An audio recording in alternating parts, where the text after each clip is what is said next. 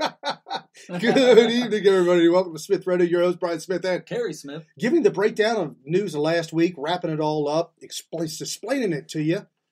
We also do a lot of fake news exposure, where we absolutely destroy the fake news left and right. We expose it to you, tell you what they're really trying to do, what their agenda is, and so at least you know when you go to work on Monday, when you get to the water cooler, you know what you're talking about.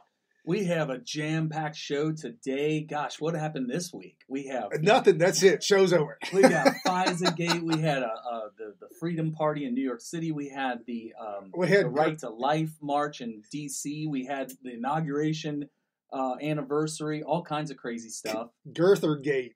Girthergate. What's Girthergate? CNN claims. I think it was Don Lemon said, "Yeah, I'm a girther."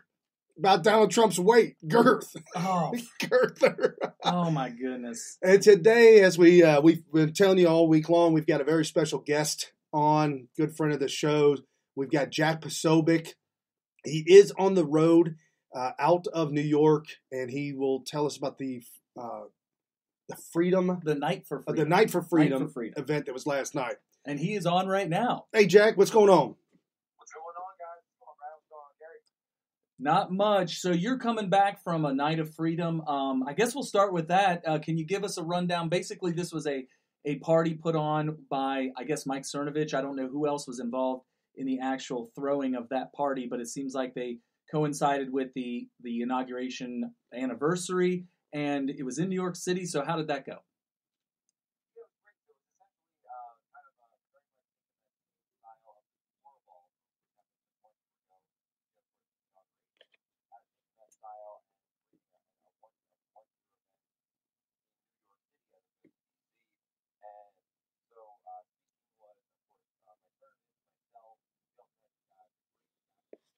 Oh, yeah.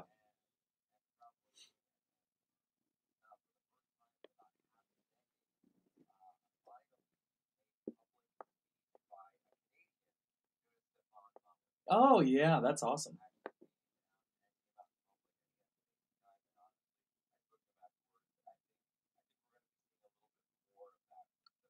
Does he currently live in Canada, or does he live in the United States? I mean, he seems like he's very involved in U.S. politics if you watch him.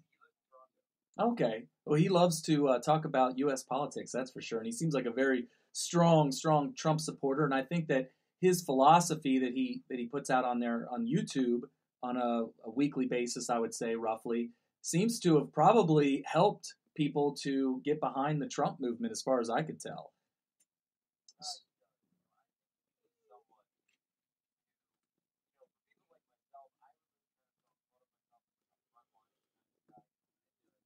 Right.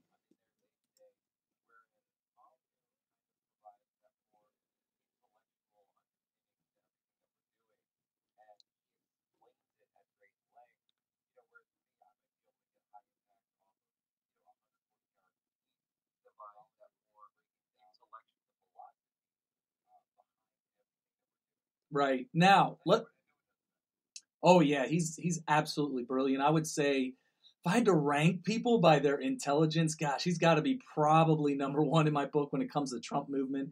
So I would have loved to have met him. I think that's awesome you got to. Wow.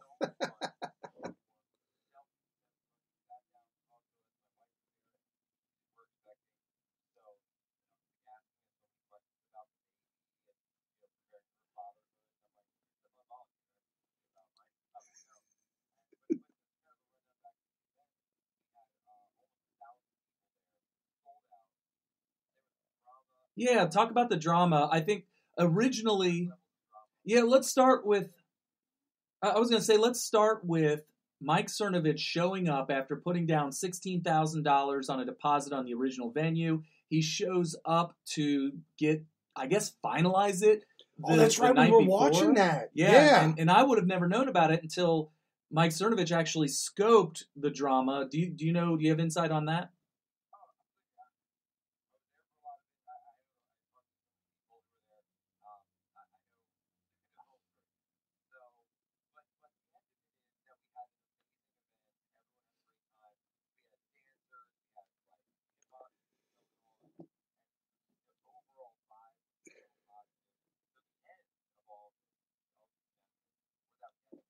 Right. It seemed like right.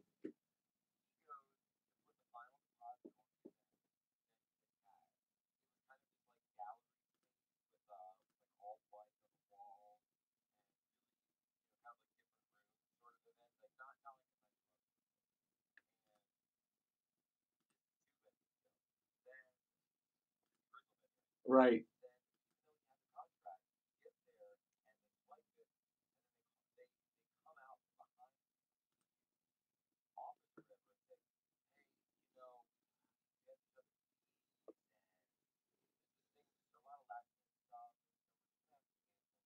What?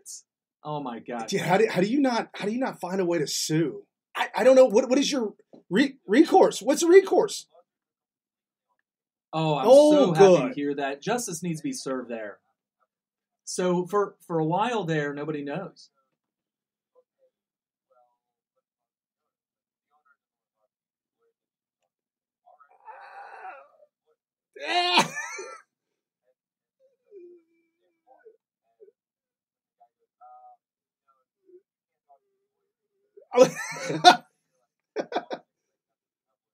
Right. Right.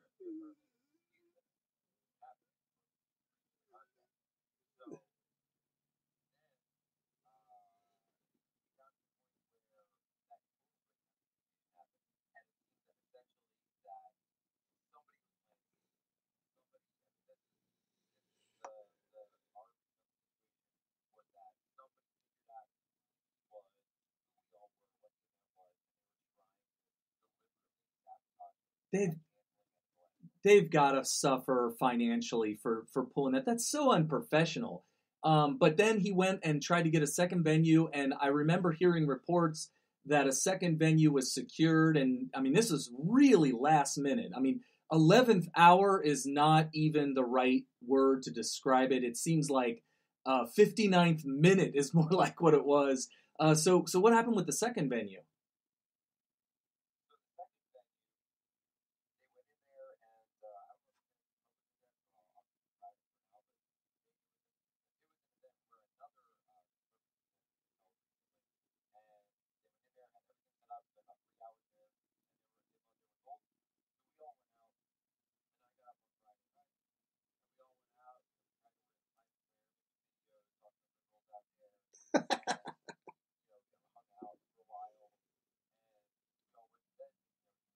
Oh my gosh.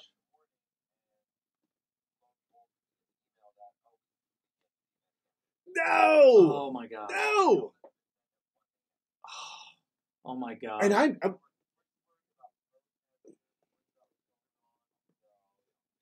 I know how that's like for the different events that we went to that we showed up with you, Jack. It was, the last minute.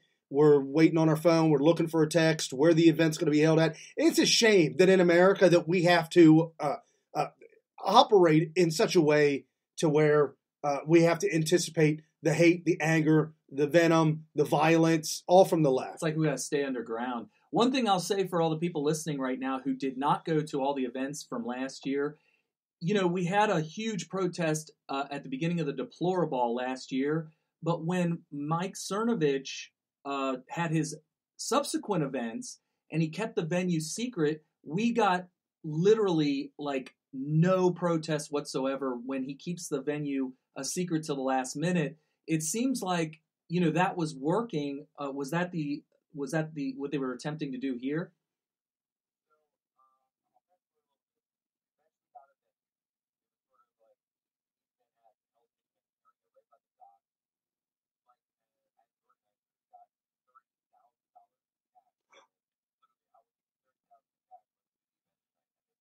Oh, Oh cool. my!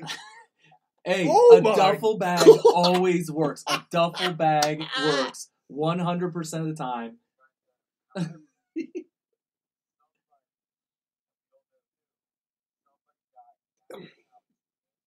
Yeah, I saw that. Oh God.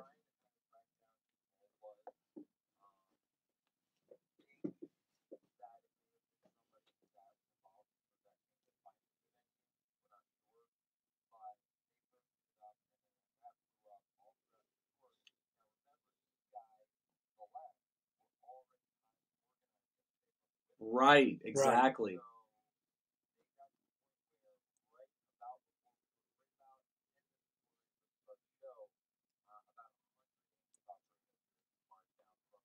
Oh, so they were already ready to go and probably riled up. They had their bullhorns, they had their signs and all that. Well, they were primed from yesterday. No.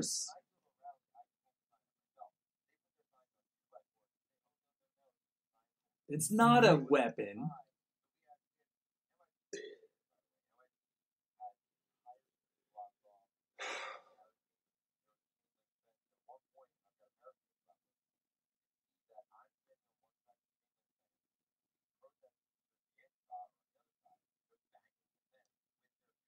Oh my gosh. Oh gosh. No. I saw that on your scope. You scoped that. Oh.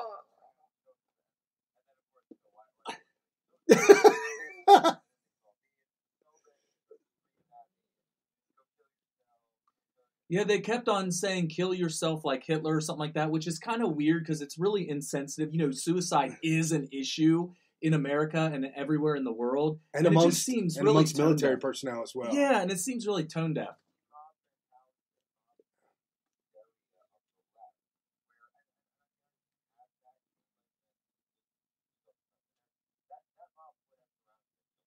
Now,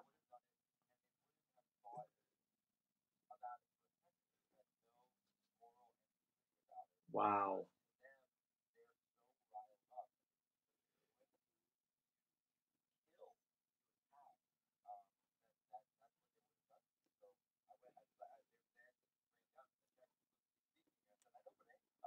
You got to go where the drama is. Hey, Jack, and I saw.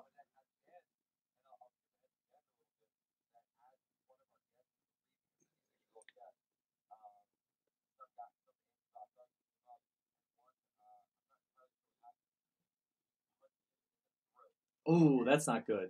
Oh, yeah, you could drop from that.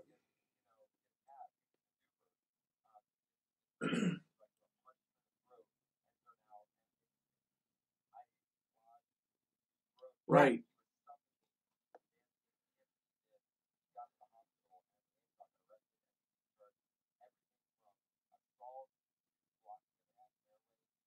Yeah, maybe actual potential what is it attempted manslaughter or something, because you know in the Marine Corps they teach us hand-to-hand combat, and of course it's a little different than what you get at your average Taekwondo outlet in the mall or something like that. We actually learn the things that will actually kill, and one of the big things that we're taught all these different moves where the end punch is to the throat because you can collapse the airway and kill the person that way. So yeah, it seems like they're just really completely inhumane when it comes to the way that they got to have weapons. They got to try to go for the kill. I mean, you're right. They're like feral animals. I saw a report that somebody said something about James O'Keefe being attacked. Was he?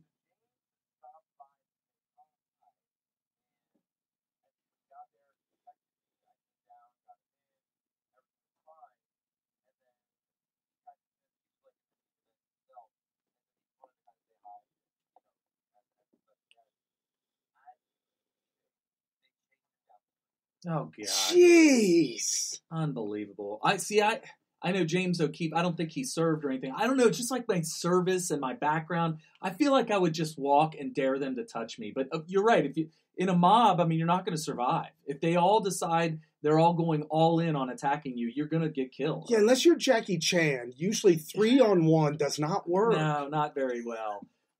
Or Steven Seagal. Well, I'm glad.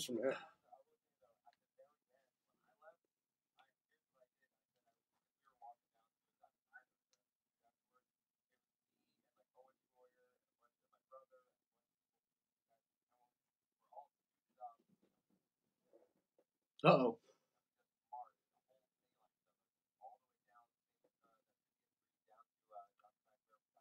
That's awesome.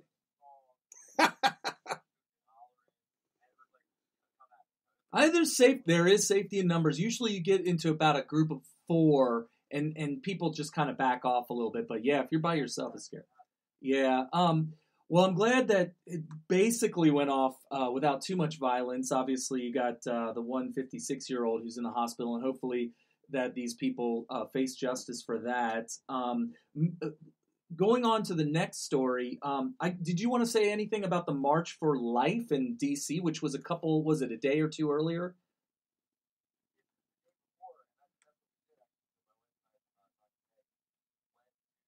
Reported March for Life that happens every single year. Yeah, nobody ever completely unreported. Right. All the news media outlets were reporting women marching against Trump. Right.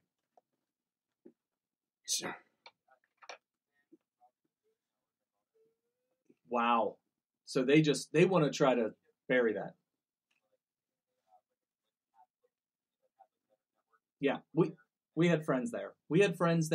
They go every year, and yeah. One of the things, I mean, was the turnout good?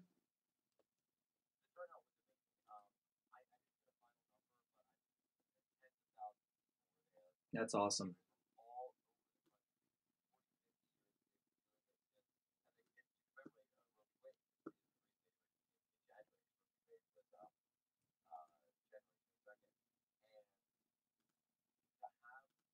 First president in U.S. history to actually speak at the event. It was history in the making, and they actually pointed out. They said, say what you want about Donald Trump, and you don't have to agree with him on anything, but he has been the most pro-life president in our history. Oh my gosh! Remember the debates? I mean, when he talked about, he got into the gory details. Of what Hillary Clinton is advocating for with the third trimester abortions and all this kind of stuff, up to the day of birth, the birthday. And he got graphic about it. And I remember thinking to myself, all these Puritans and all that. And by the way, I'm 100% under all circumstances pro-life in all circumstances. And there's just these people that were like, Donald Trump is a Democrat, he's a liberal, he's not any of this stuff. I mean, I don't know how much more conservative you can get than to be as much of an advocate for the life stance as he's been. I know and probably one of the main reasons is he did used to be pro-choice, and I used to be pro-choice years and years ago. And when you make that transition, you remember all the things you were wrong about. Right. And that's why you're so you're confident in your pro-life stance, because you know all the arguments on the other side and you know that you were wrong. And growing up, I was always told that it was none of my business. It's not my body. It's not your body. Yeah. It's not my decision. But I do have a 2-minute soundbite from Trump giving his speech if you want me to play that, Jack. Yeah, let's hear it. Let's hear it. Great citizens gather here in our nation's capital.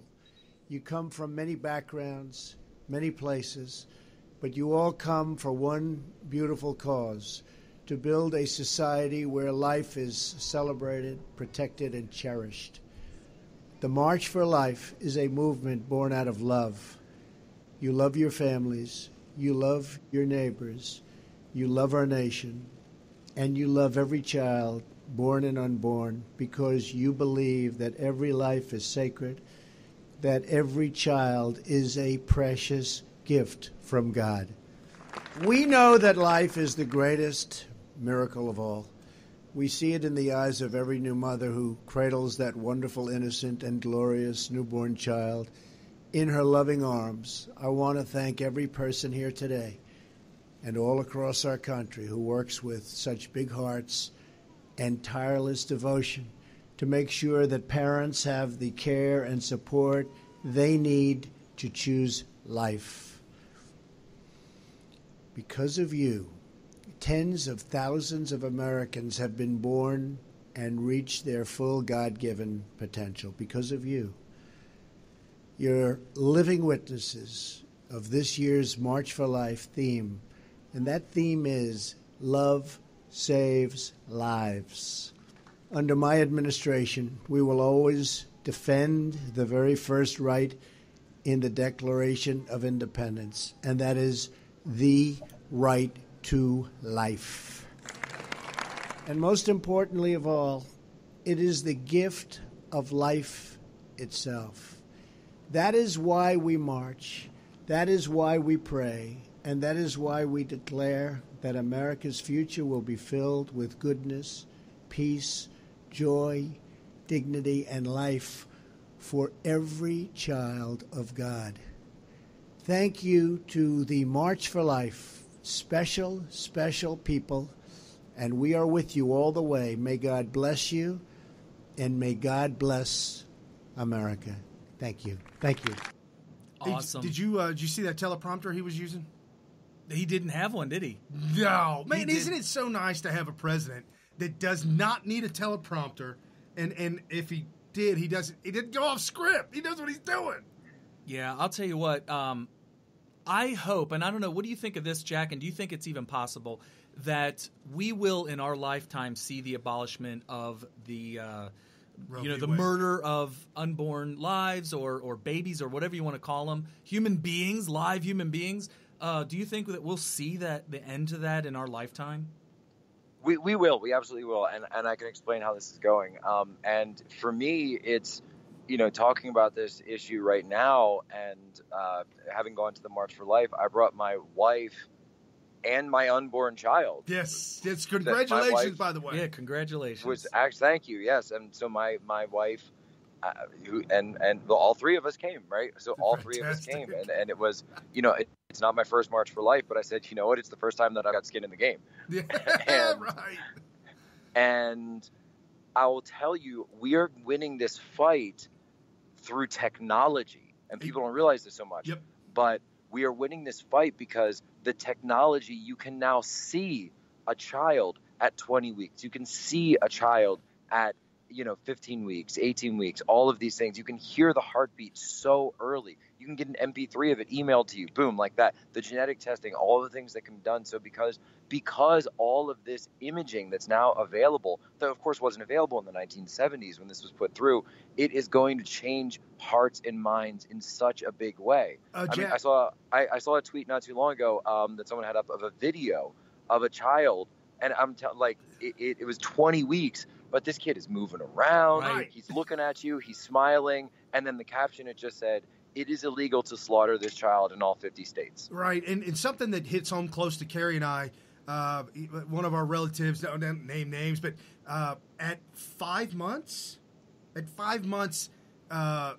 was in the process of like a miscarriage of birth. It was just awful. And fast forward to 3.5 years later, that's a beautiful baby girl. Yeah, she survived, that's just a testament right there of the fact that this is a live human being, and they have a right to life, and we shouldn't have the right or the right to choice. I think that you're taking the right to life away from another human being, and I think that everybody listening agrees with that. We're all about narratives and everything like that, and I always like to compare the abolishment of abortion to abolishment of slavery, which it seems to me came about largely because we had the anti-slavery movement, but then you had that book written, Uncle Tom's Cabin, where people started to actually learn the bad things about slavery, and all of a sudden you had like this movement that was growing that led to the Civil War, and then the Emancipation Proclamation, and then the abolishment of slavery and everything.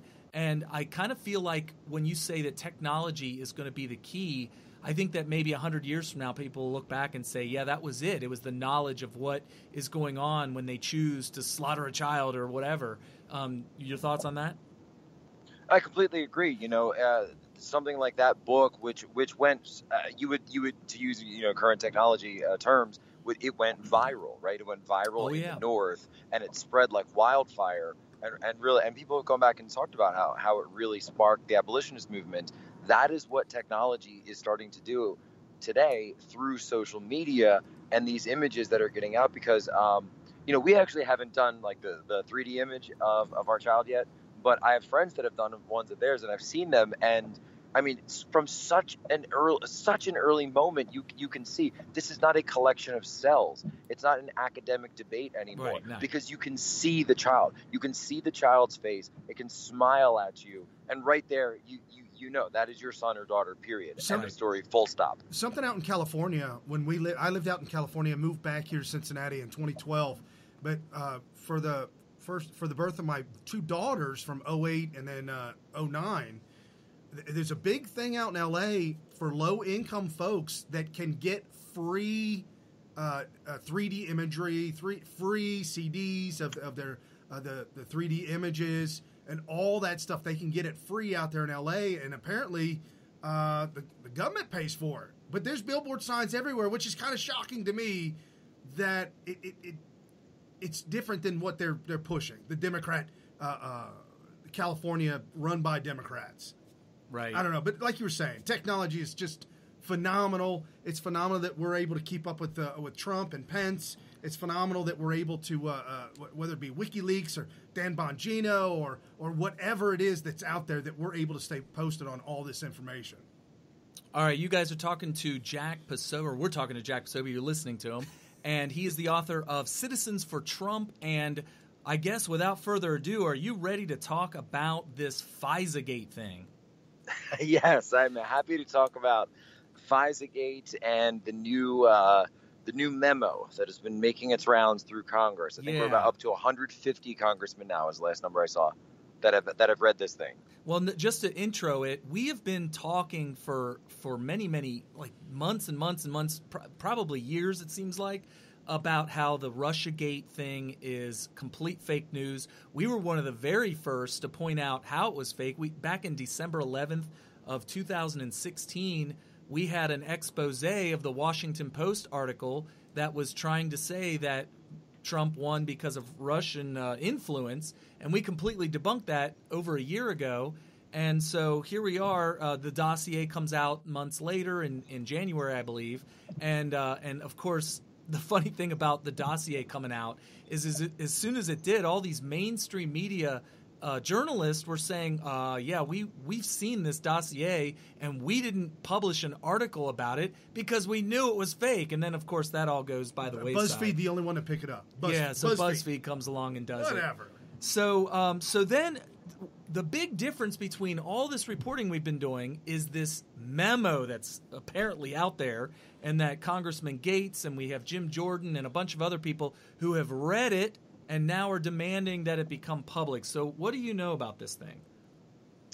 So I know quite a bit from people who have read it and things that I've heard through the Hill, through my sources, and I know just from my own, information based on the fact that I am a prior naval intelligence officer and I'm familiar with the FISA process and declassification of documents and how that all goes through. From what I understand is that FBI documents related to the FISA process and the various FISA warrants that were sent out on the Trump campaign were delivered to Nunes, essentially, and that his staff on the HPSI, the House Permanent Select Committee on Intelligence, went through these documents and drafted a memo based on this stack of information that FBI sent over. So the trick is, now the Democrats are trying to say, oh, well, that was just Republican staffers who wrote it, right? Which is not false. It's true, but the truth is that it's based on FBI documents about what the FBI was doing. So the trick is the Democrats are saying, fine, release the memo, but don't release the source documents that back it up. Whereas the Republicans are saying, no, release the entire package. Release, you might even call it a dossier, right? Okay. You guys had your dossier. We're going to release our dossier now. However, the only difference is yours is based on some drunken Russians. Ours is based on government documents. Right. Adam Schiff came out today and pretty much said that the American people are pretty much, you're too stupid to know. You won't understand it. And it's basically Republican talking points. When have you ever heard Adam Schiff say that he didn't want to release something? Think about that. I don't know. I don't know. He's the one, for those of you that don't remember, when the first hearings came out, he was the one that just hit every single fake news talking point in his testimony, and it was just disgusting. He pretty much tried to legitimize all the fake news. So he is a piece of work, if you will. To say the least. So you're in the intel community. That's what your job is or was in the Navy. I'm not sure. I guess that's all secret. But can you tell us what how long is it going to take if this thing is ever going to be declassified? What are the odds it's going to get declassified? How are we going to see it? I've also heard that Washington Post journalists have already got a copy of this thing leaked to them. Which, what are the legalities of that? I mean, what can you say about all that kind of stuff? If it's true, if it has been leaked, WikiLeaks has already said we will give you 1 million Bitcoin for a copy. Oh yeah, they tweeted it out. 1 million Bitcoin for a copy of it. Oh my gosh. Right. So, a couple of questions there. First and foremost, I'll kind of answer backwards. You asked the legality of it. It's completely illegal to leak classified documents to anyone, to whether it be WikiLeaks or the Washington Post. Right. So it is, of course, as the Supreme Court has held, it is not illegal for those publications to publish said classified documents because they're not the ones actually doing the leaking. So right. For those leakers, if they were found, they would go to jail, which actually kind of dovetails with what happened at A Night for Freedom last night, because we had a sort of a interesting special guest that Chelsea Manning ended up showing up at the event. Really? Who, of course, went to jail for leaking classified information. Was it let in?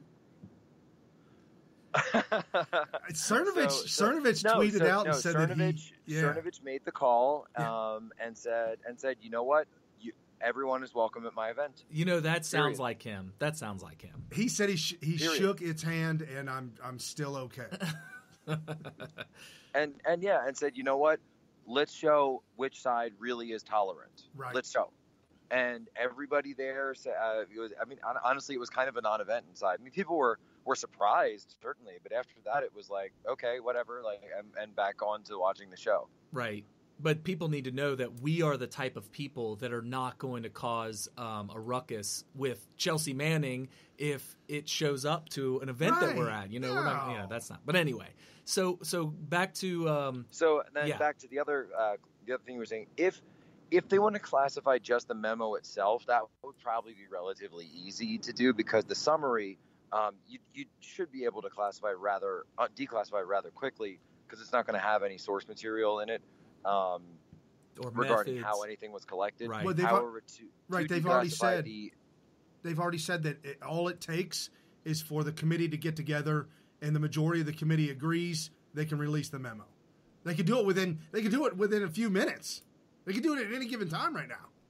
Well, you could declassify that summary in about 10 minutes, but right. What's going to take more time is if they want to go through every single one of the source documents and declassify that, because you're talking about potentially different components, different compartments, programs that may not necessarily have been made public before in the Snowden disclosures, or references to such programs. So you want to be able to make sure that any of those references would be redacted and anything that got released, so you wouldn't be releasing any information that could give potential adversaries an edge in the future. So can you summarize what's in the memo? Because I know people have heard it. People have heard Gates talk about it and Jim Jordan talk about it and several other people. But what's the problem? So what of it is that essentially that. Okay, here's the analogy I keep getting told is that they'll say, Jack, do you remember what the IRS was doing to conservatives? What the Obama administration's IRS with Lois Lerner, how they were targeting conservatives over judiciously, overzealously for IRS audits, etc. And essentially, they had weaponized the IRS, and they said, you know what? They took that same model and applied it to the FBI. Yeah, that's not good. That sounds so bad. So the FBI literally was using their ability England, to get a warrant. England, I don't know the QGH. It's the special ops special intel out of England that was here in America. Was it MI6 or something like that? Yeah, that was here in America, in the Pentagon, in their office, using them to spy on Trump, because that's not illegal, because it's but they share intel, so it's a huge mess. That sounds really bad. And so some of these may have, the one thing that I've heard, it's kind of rumored at this point, but that it may involve the initial FISA that was placed on that guy Carter Page, right. who, and that preceded his involvement with the Trump campaign. It preceded the time that Trump had even been in office, but that had been obtained through extremely light, extremely unconstitutional means. Just a very, very quick basically like one complaint about him, and suddenly there's a FISA warrant against him and a full investigation. Right. So if a judge has to, he hears the argument to get a warrant to spy on somebody or to collect data from people that would normally be prohibited by the Fourth Amendment, if it's a joke, if the FISA warrant was given and it should not have been because it didn't achieve the status of the minimum requirement of basically allowing them to bypass probable cause. Wouldn't the judge then be in trouble? Potentially, if they were able to declassify which judge it was or which court it got it out. But what most people don't know is that when they talk about these things, the FISA court, over 90% of submissions are accepted and pushed forward. That's amazing that you say that, 90%, considering some of the things that I've been reading, and Gateway Pundit's been putting out some great articles, and Truth Pundit? True Pundit put out a really good article as well. But the whole thing is that apparently 2 FISA requests for warrants by the Obama administration, the first 2 were shot down, and then they had to rig up, because you can't spy on a U.S. citizen, but if they're dealing with a foreign national, then apparently you can get a FISA warrant to spy on them. So, well, again, not just a foreign national, but a foreign intelligence threat, whether that be a terrorist connection, a foreign terrorist connection, or a foreign counterintelligence situation where you think that there may be somebody from like Russia or China, female Russian to an spy. American. so it has to be any. You have to have that nexus. So technically, the idea behind it is that you're looking at the American in hopes of catching this foreigner. Right. And so apparently the Russian spy or the Russian lawyer or whatever they're calling her, she technically was not allowed in America, nor was she allowed in England. But the Democrats Preet Bharara, I don't know, that guy, Preet, P-R-E-E-T. Preet Bharara. Yeah. He gave her a one-time special visa to slip in, meet with Trump, and slip out. What's that all about? That just seems like entrapment so bad. That seems like the worst kind of entrapment. And they're doing this. The thing is that the judge is supposed to serve as like the fail-safe to keep the other branch of government, which in this case would be the executive branch, the Department of Justice, from abusing their power by breaking the law of the land, which is the Constitution, the Bill of Rights. And it seems like these judges, or at least this one judge in this one particular case, has failed the American people. And of course, this wouldn't have even been an issue if the Department of Justice wasn't attempting to abuse their power in the first place. So I don't know. I'm pretty disgusted by it. I love the scope that it was your very first scope after this news story broke. And you pointed out that your critics call you a conspiracy theorist, but you had a friend that told you something about that. What was that? Oh, so I was talking about this memo and this whole situation to a friend of mine who also previously worked in the intelligence community. Actually had been one of my superior officers at a task force we both worked at, and he said to me, Jack, think about it for a second. What did we do in the intelligence community? I said, well, we went after bad guys, adversaries. He said, Jack, we uncovered conspiracies.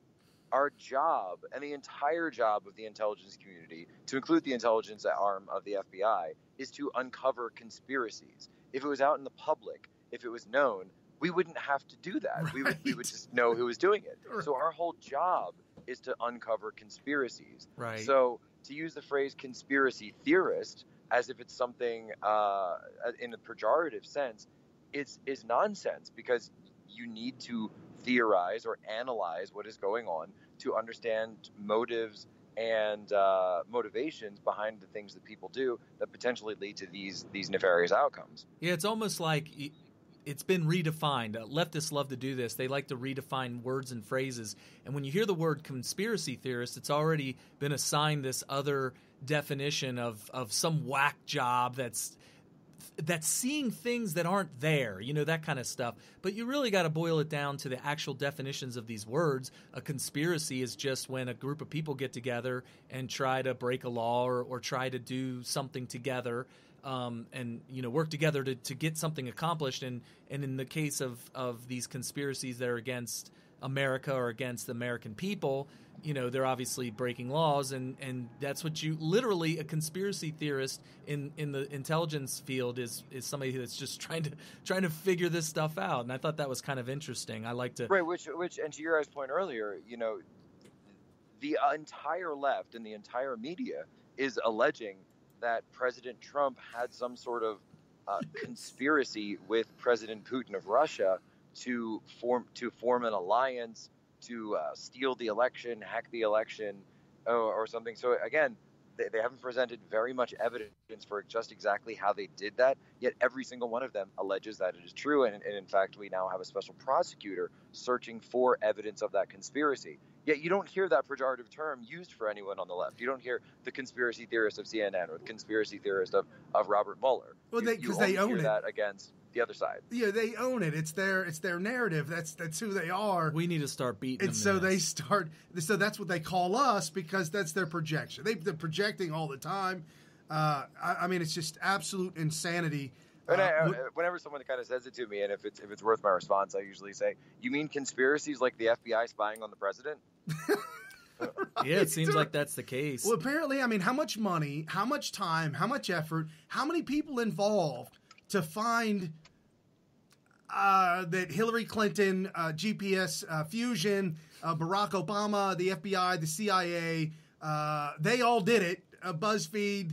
It's not 4chan. We kind of thought it might have been 4chan, but it turns out to be Christopher Steele and all this. Or at least that's what they're telling us. Yeah, I want to ask you that. Now, I'm glad Brian brought that up. We've reported early on that this was a back in December last year. Yeah, when the dossier came out in January, we said, oh, well, it's being reported that it's a fanfic by 4chan. Now when you watch the news, they're saying it was authored by the Steele, Christopher Steele. Do you know, like, whatever happened to the narrative that it was a 4chan fanfic? So in the same way that this memo is a summary of reports, so too is the Christopher Steele dossier a summary from many different sources. We know that some of it comes from Chris Steele. We also know, thanks to the recent testimony of Fusion GPS by Glenn Simpson, the CEO, former Wall Street Journal investigative reporter, that a lot of what's ended up in the dossier did not come from Steele, but actually came from Glenn Simpson. So we're not really sure where exactly those sources came from. We're not even sure all the sources that Chris Steele used. So it seems that there was really a mixed bag of sources that were used. So it's not only single source or from his apparent Russian subsource network. There were multiple sources that actually went into this. So we're not wrong in saying that 4chan might have had something to do with this. They may have actually contributed.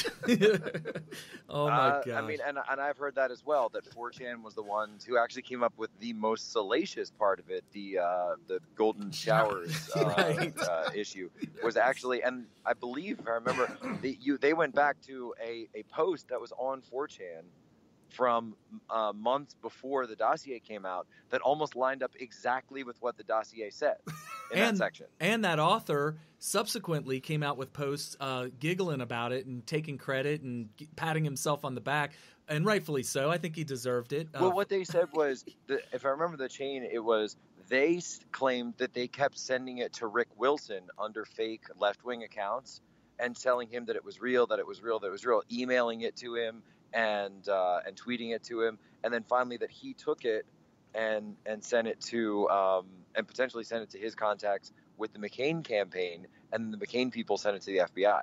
Oh, that's right. That was the story behind that Rick Wilson approached John McCain, and they got together, and there's where McCain got his information. And McCain actually working with the Democrat Party to oust Donald Trump. And we know now that that it's been reported and testified under oath that by Glenn Simpson that the FBI flew Chris Steele out to Rome while he was from the UK, met him in Rome, and provided him information there. They paid for it with our taxpayer dollars, and then gave him information to go forward and potentially gave him leads, gave him other. We don't know exactly what was given to him, but we know that they were actually sending information and financially supporting the work of this dossier. Truth Pundit reported that his inside sources say that Christopher Steele may have been paid up to $100,000 plus. Taxpayer money. Right, taxpayer money. Oh, my gosh. I want to get to this one point because I think it's absolutely critical to this entire story,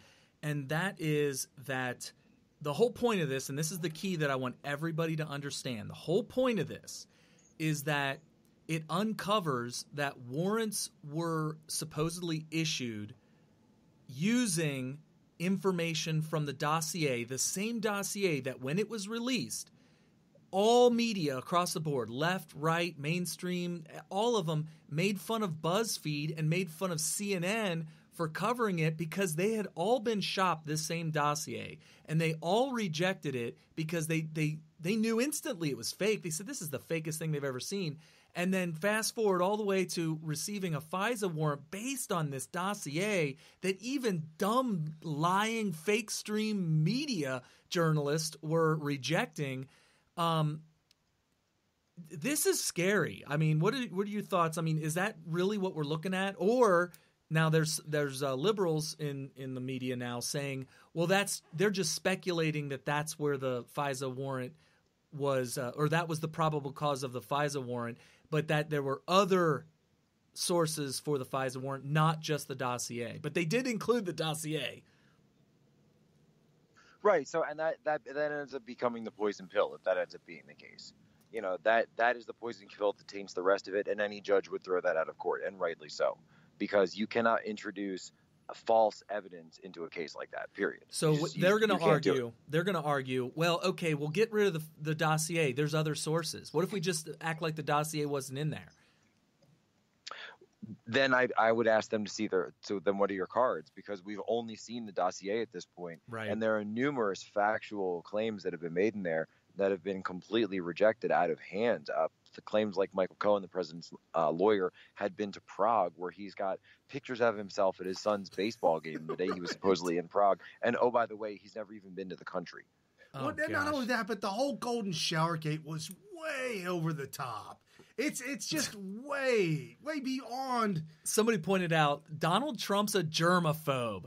Why the president himself said that? Yeah, I'm a germaphobe. Why would I want to get involved in all this bodily fluid stuff?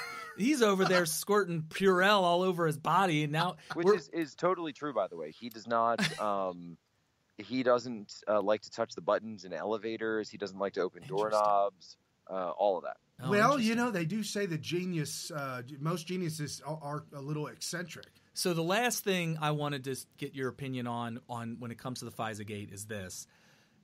If they say, well, it's a poison pill, and maybe this will go away, and maybe he'll get away with it, but you know what? Poison pill just throws the case out. That doesn't mean that he didn't collude with Russia, because that's the argument. That's their last-ditch effort. When all else fails, they're going to say, well, you know what? Just because like in a court, if they don't find the firearm or they don't find the smoking gun or whatever, that's just letting look at the O.J. Simpson thing. The glove doesn't fit. You must have quit. Johnny Cochran. And they used the poison pill on there where they were saying that the gloves were added to the scene and all this kind of crazy stuff.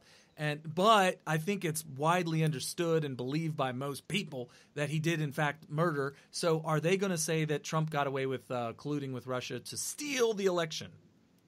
I mean, they certainly are saying that to begin with. However, from a legal perspective, they've never connected the dots. For them to say that Trump colluded with Russia is on one hand, but then you also have to make the case that Russia then swung the election. Right. That has never been conclusively proven by anyone. I mean, they have a couple of Twitter accounts, some Facebook stuff.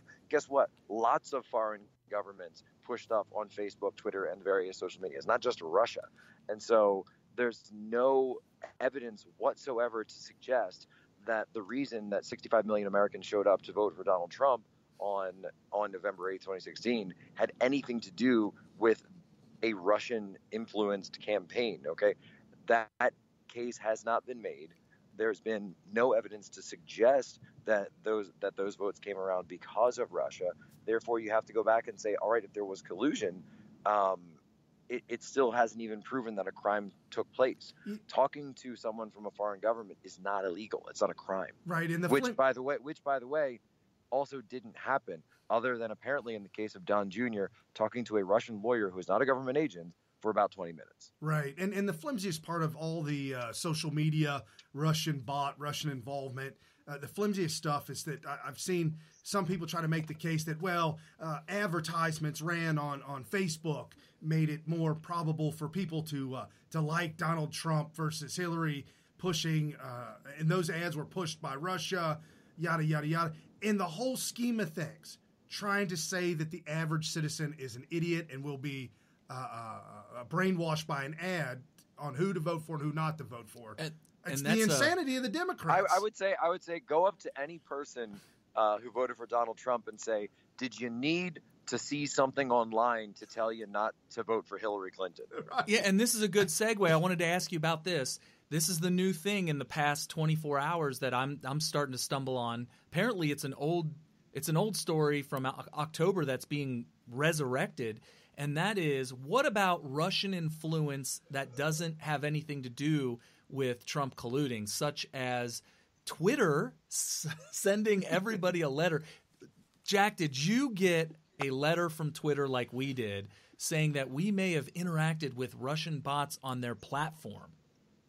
You know, I did. I think every single Trump supporter received one of those. And I honestly, I read it and I thought that it was like a new chapter for 1984 written by George Orwell, because I mean, it's amazing. You are suspected of communicating with a Twitter account that may have been a Russian.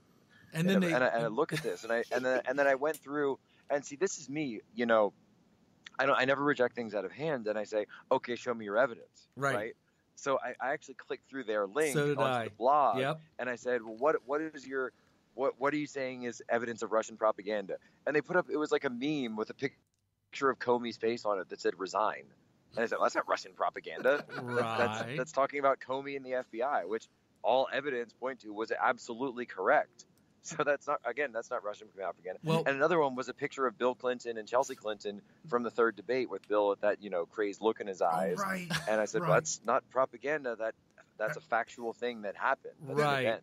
Well, and so I wanted my thing, and I'm sure you thought the same thing, Jack, was you're telling me that I interacted with Russian bots. Tell me who they are. What are the Twitter handles? So I went through, and there was only a couple of them, but one of them that really stuck out because I followed this person very closely. I probably liked, retweeted, and replied to hundreds of his or her posts, and that was at TEN_GOP.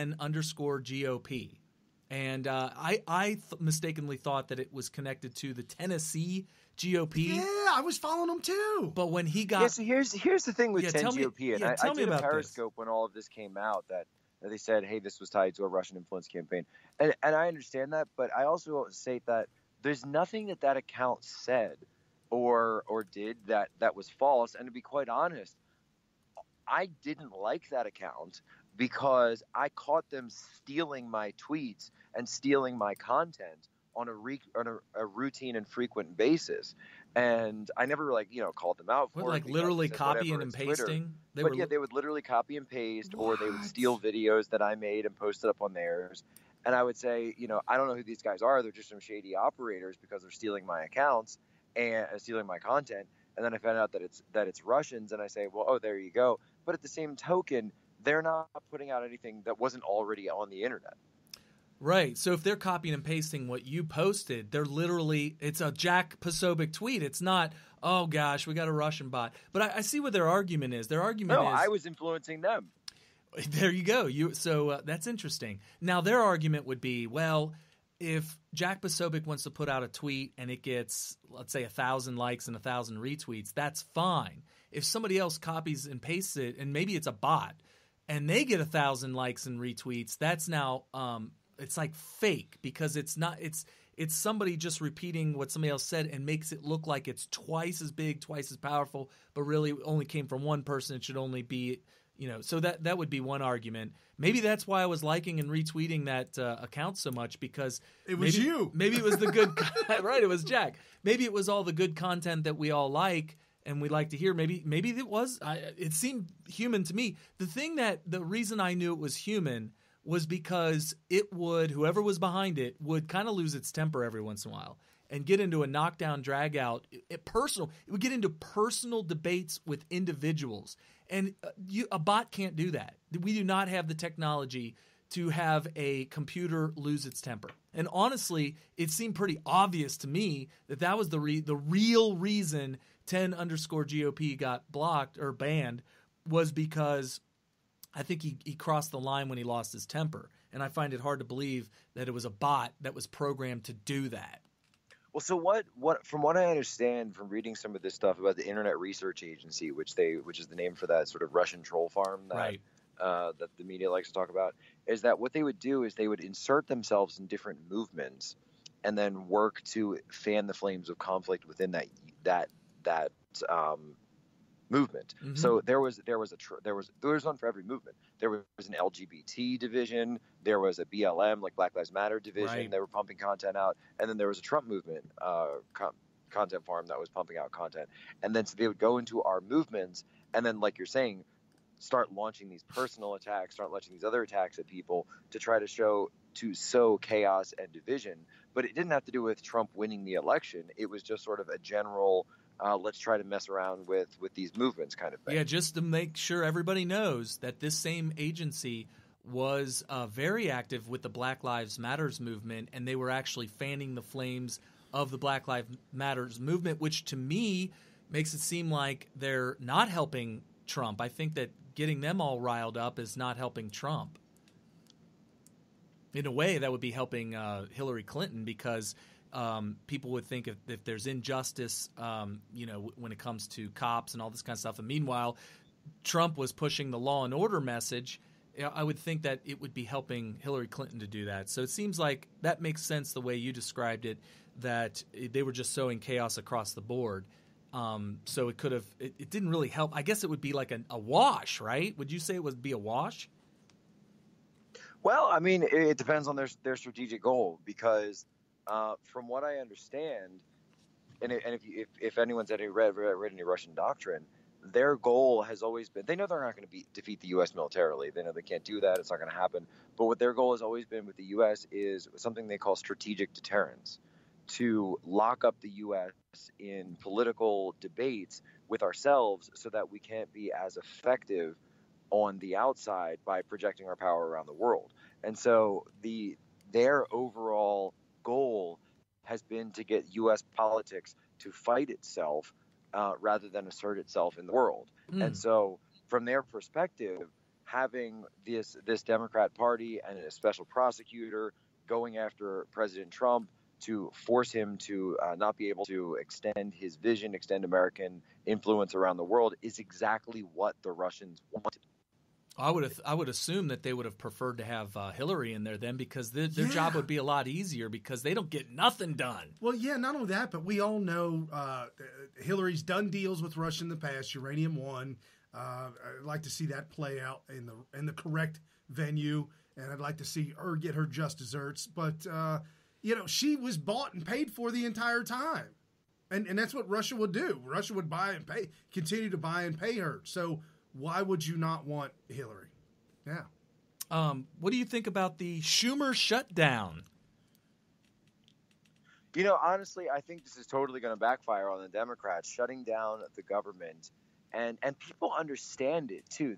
The left and the media are trying to push toward this lie that, oh, well, you guys, the Republicans, control the entire government. Well, no, all the Republicans voted to fund the government, every single one of them.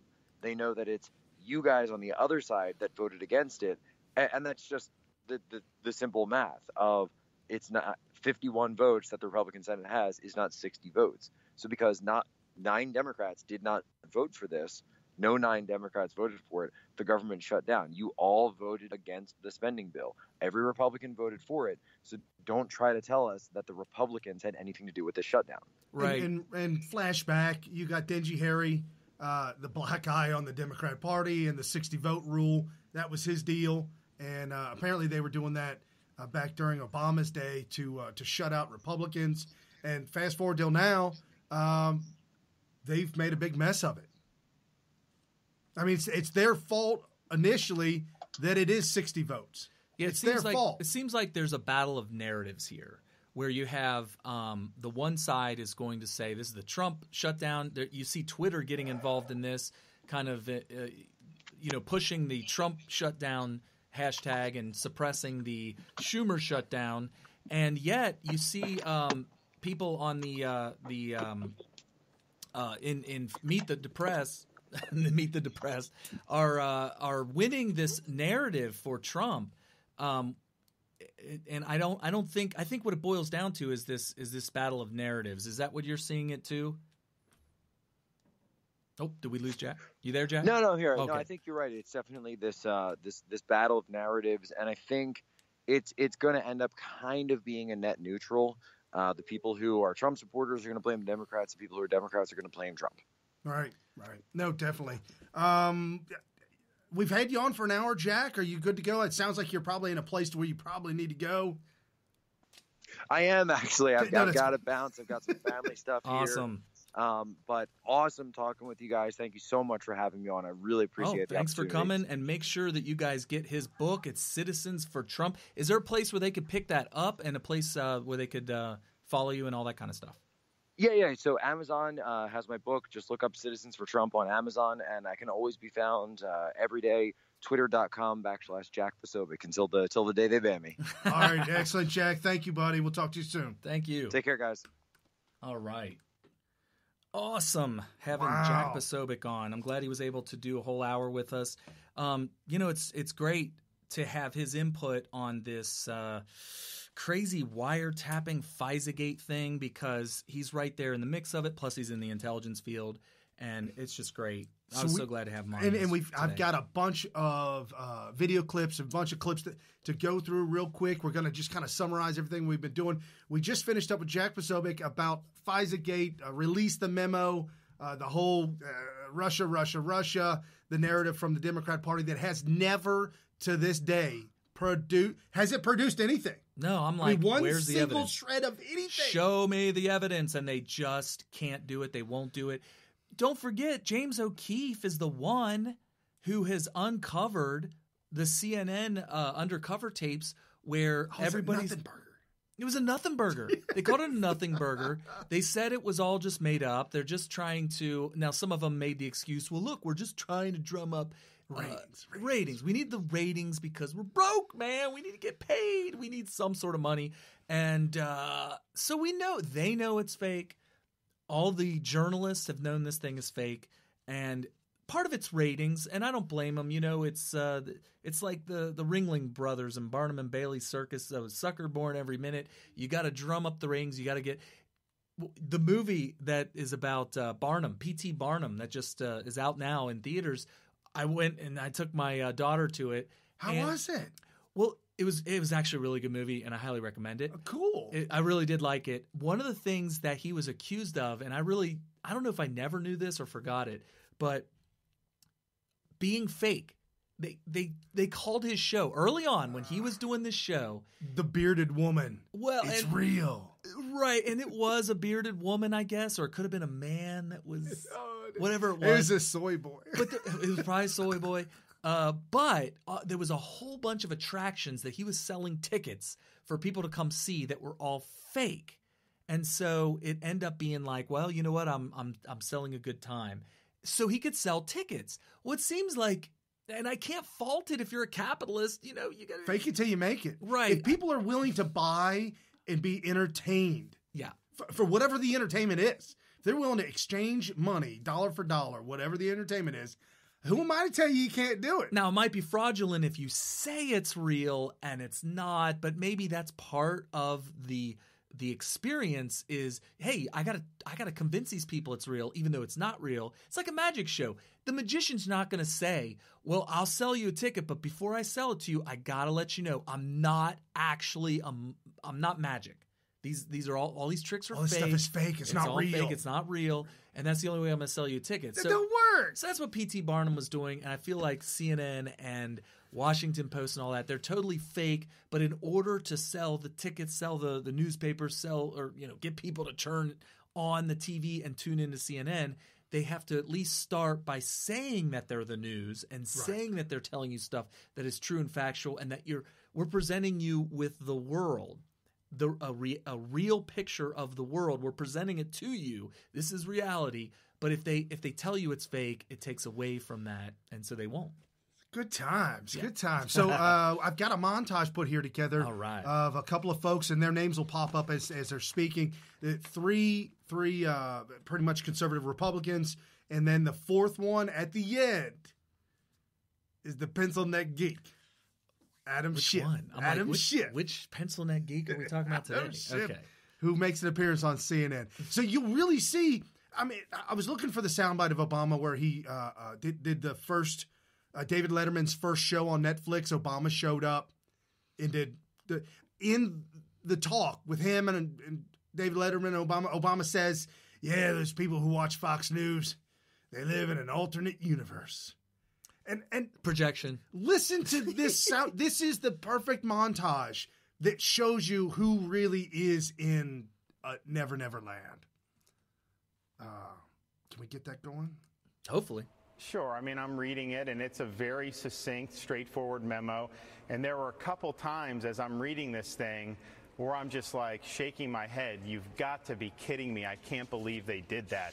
So I think it's something that is really significant. I think that the American people need to see it. There's growing support in the House to make this public so that the American people can see. And here's the thing. The memo's done in such a way where you can easily make it public. There aren't, it's classified top secret, but there aren't sources and methods here. So I don't think that would be a problem. Let's get that out there so the American people can see how this whole collusion thing was going on during the campaign. Does it? Can you say this? Does it help us answer this question? Did the Obama administration use intel from the dossier, from Chris Steele specifically, to surveil Trump officials? I think that's one of the central issues in the memo, and I definitely want all Americans to be able to read what actually happened. Ooh. That's number one soundbite, and that is in my opinion. That he's not allowed to talk about it, right? But that is so damning. He wants people to read this in order to get the answer to that question. Yes, interesting. But in that respect, yesterday I went to the Capitol basement where I read a classified document that angered me. It was frustrating. It was disappointing. It was also greatly enlightening. The American people deserve. They must. They want to know what's in this document.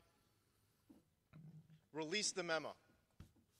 Release the memo and all of the related material sourced in the memo. Release the file. And there's no concern, there should not be, for compromising any good sources and methods. By releasing the memo and releasing the file, what it would reveal is the Fed's reliance on bad sources and methods. The American public deserves the truth. We should not hide the truth from them. They've waited too long.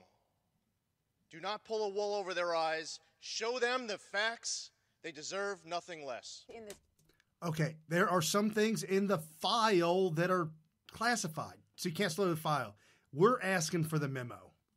4-page document that was put together by Devin Nunes, which basically collates all of their investigation that he wanted all of you to see. You've read it. Do you believe that there is a crime in there committed by the DOJ and the FBI or members of those entities? Look, what I believe is what my colleagues have said, what I've said is the American people need to see this.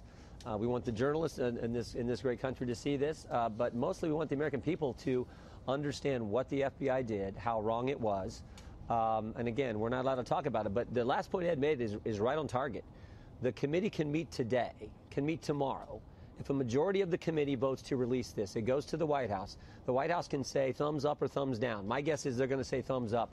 And then it's out there, and the American people can see what took place at the highest levels of our FBI, at the highest levels of the Justice Department, that should not happen in this great nation.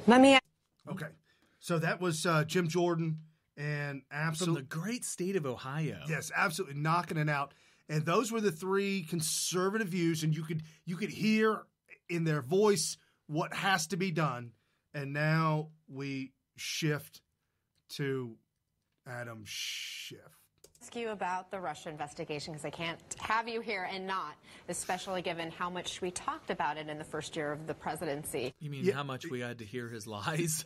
And how much CNN talked about it on a daily, minute-to-minute, hour-to-hour basis? Yes.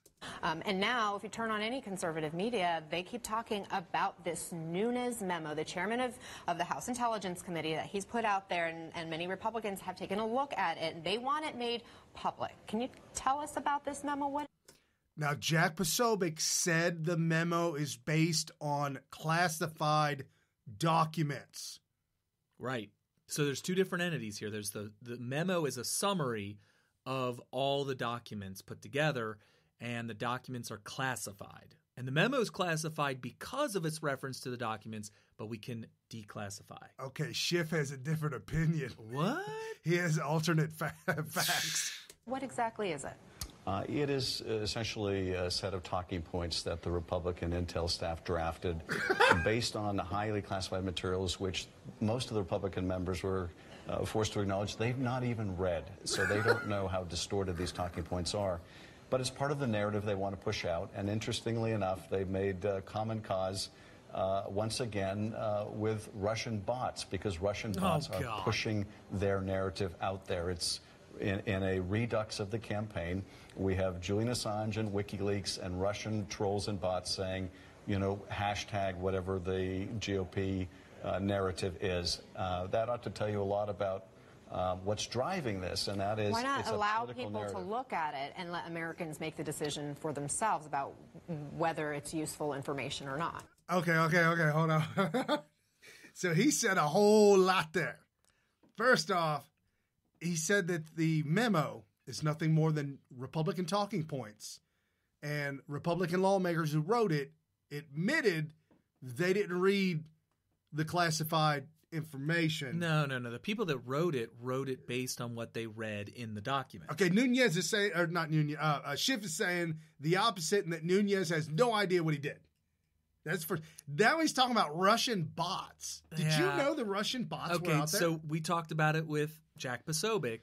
One of the examples of what we have been told was a Russian bot with malicious intent, bad actors, whatever. Bad. Is like at TEN_GOP, who was very, very popular during the campaign and everything like that.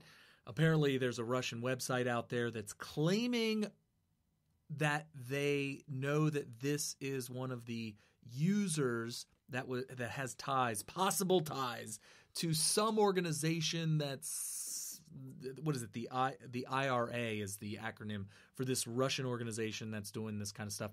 It's not a bot, all right? It's a human being that's, basically speaking pro-America, America first, all the different talking points that you hear coming out of the Trump campaign during the campaign. Right. So it's essentially a Trump supporter. Okay, so now right, so now she's saying, "Hey, Schiff, why not just release it? I mean, right?" Well, because the American people, unfortunately, don't have the underlying materials, and therefore they can't see how distorted and misleading this document is. Oh, he's begging. He's begging to please don't release this. Please don't release this. Meanwhile, we have to listen to CNN, which, by the way, you're watching right now on this little clip. We have to read the Washington Post, MSNBC, for however many years I've been involved in politics, all the way back to 1999, where they're lying to us completely, or they're at least distorting the truth. They're lying by omission, or they're just flat out making up stuff, like saying sources close to or sources familiar with the case tell us. that are remaining anonymous on conditions of anonymity or all this kind of crazy stuff. Life-threatening. Yeah, and at the end of the day, they literally just made it up because a lot of stuff had to be, fixed, and they had to retract it because they were lies. Right. When you false. put out story after story after story quoting anonymous sources, and your stories are all wrong. I mean, that's why Donald Trump held the first annual Fake News Awards. I mean, it just had to be because there's so many awful, wrong stories. Now, on the other hand, look at folks like Dan Bongino. When he comes out and he says something, he's got inside intel sources, or he really does. Well, and also he has a track record of at least getting out what actually happened, truth, right. reality, all that kind of stuff. Right. So he's the finish up Schiff. The Republicans are not saying make the underlying materials available to the public. They just want to make the spin available to the public. And I think that spin, which is a fulsome attack on the FBI, is just designed to attack the FBI and Bob Mueller to circle the wagons for the White House. And that's a terrible disservice to the people, hardworking people at the Bureau. But more than that, it's a disservice Listen to to the him country. shilling for the deep state. He's such a deep state shill. Oh, my gosh. It's such a disservice to all these hardworking men and women of the deep state. I mean, FBI, DOJ. Anyway. I love them. Guys, just winky. Make sure you put my money in my pocket where it belongs. Right. So we've got the memo. Please don't tell them my secrets. Please. No, don't tell them the secrets. Yes. So the memo that Nunes has put together has been available for dozens of lawmakers to view. In order to view it, you have to go to the SCIF, the secured area in the basement, apparently bomb-proof, fireproof. Well, and also wiretap there's proof. multiple walls so that there's no way to detect what conversations are happening within the SCIF. So that's why. So it's, that's what a SCIF is. Right. So Dan Bongino, here's juxtapose. Okay, that was Adam Schiff literally saying, "Oh, it's Russian bots, it's Republican talking points." Doing a just service to the FBI, the CIA, the good peeps that pay me. Whoops. Okay. Sometimes you let that stuff slip out. Right. I didn't mean that. Oh, my gosh. So then you got other folks like Dan Bongino, who is absolutely on point. Here he was on Fox and Friends, and I cut this up so it's just Dan talking. The questions that they ask, it's he Dan. gives you the information. Yeah, it's all good. Pete, this is the most explosive scandal in U.S. history, and that may be underselling it. Let's talk about what we know for a minute. No hyperbole necessary here to sell this thing, okay? We absolutely know the Obama administration spied on Trump. This is obvious.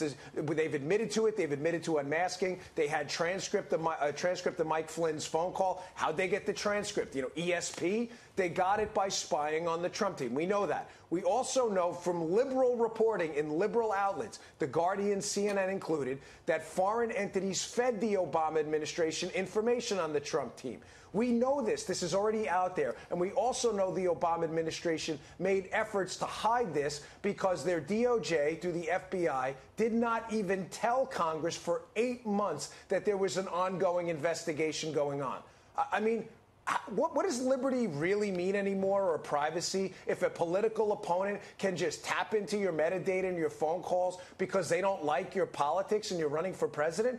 Donald Trump was targeted. No, I would make the case to you strongly right now that no citizen in American history has been subjected to the whimsical powers of the police state, the discretionary powers of the police state in such a negative fashion as Donald Trump has during his presidential campaign. They just on a whim said, we're just going to target this guy because we don't like his political views. It's incredible what happened to this man.